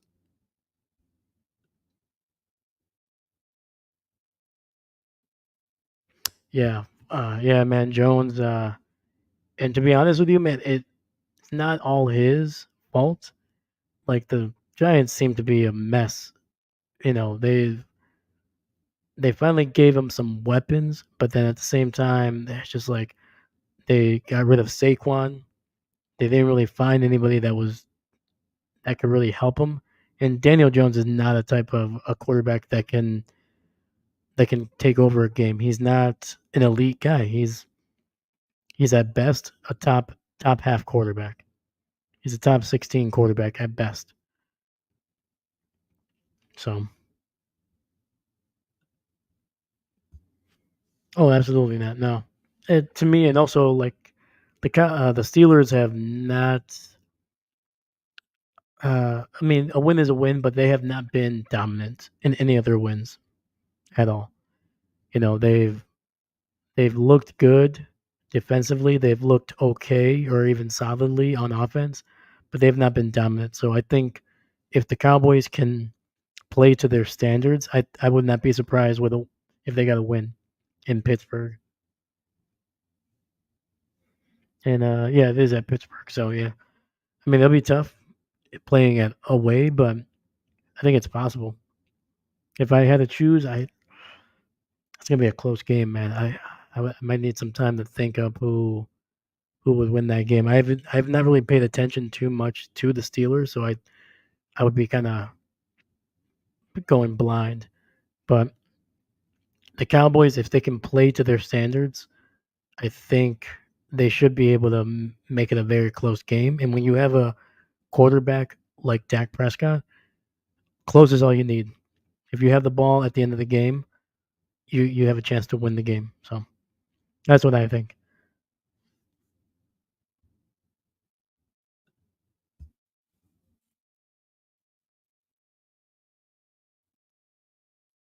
Mhm. Yeah, yeah, true, true. Um, but at the end of the day, too, the biggest thing is if you can, like, as a person that saw Justin Fields with Chicago, the guy has thrown interceptions and he's also fumbled the ball as well. So I think the best way for the Cowboys to get into that game and not have the Steelers defense dictate it is by causing a few turnovers, whether it's a fumble or an interception. I think if you can get two turnovers, I think you're going to be able to minimize the damage that defense can cause.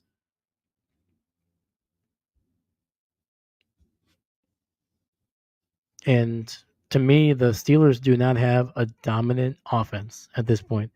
They have a very explosive offense and they have a mobile quarterback, but their quarterback, in my opinion, is limited as a quarterback at this point because he was never really developed in Chicago, unfortunately. And that's not on Justin Fields. I think he has the tools to be a good quarterback in this league, but but Chicago never really gave him an opportunity to be a good quarterback. They didn't know what to do with him.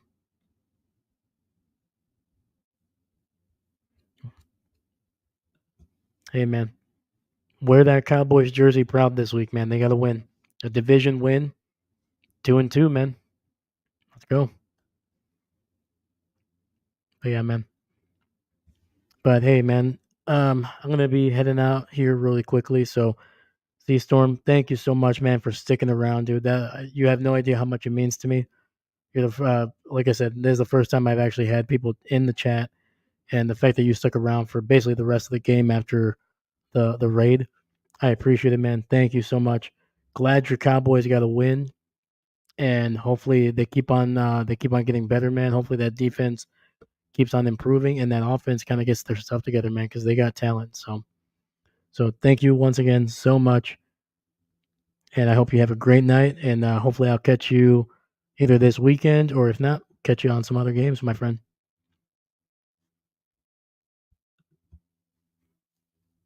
Oh yeah, I'll be streaming that Packer game for sure. Absolutely, I'll be there. So yeah, man, make sure you pop in when you can, man. Don't be afraid to say hi, man, because I'm gonna be streaming that Packer game. That's gonna be a fun game. It, it might be the most exciting game of the week. Hopefully, it stays close, and hopefully Jordan Love comes back. So,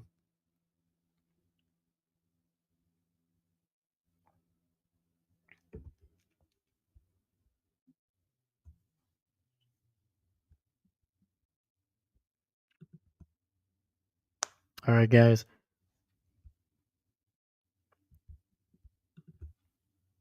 you have a good one too, brother. All right, I'll catch you hopefully this Sunday. All right, everybody, thank you so much for making this stream the best by far that I've done. I've enjoyed doing these even when there was nobody in the chat, but now that we have a couple people here, it's even better. And so once again, we'll be streaming every possible game we can on this channel. We're going to be doing Packer games. We're going to be doing every live stream that we possibly can. And on top of that, next month we'll be adding some non-live content. Just going to be looking at some of my favorite plays or even drives of the week. I might have to backtrack a couple of weeks because I didn't do anything for the first couple. So being sure that you look up those. Hopefully, we're gonna have some fun looking at those plays and just kind of talking about the scheme and kind of what they were doing and just making sure that we get to see some great players making great plays. So once again, my name is Dave. Thank you so much for hanging out here. And once again, don't forget, I'm not a coach. Have a great day, guys. Peace out. Thank you.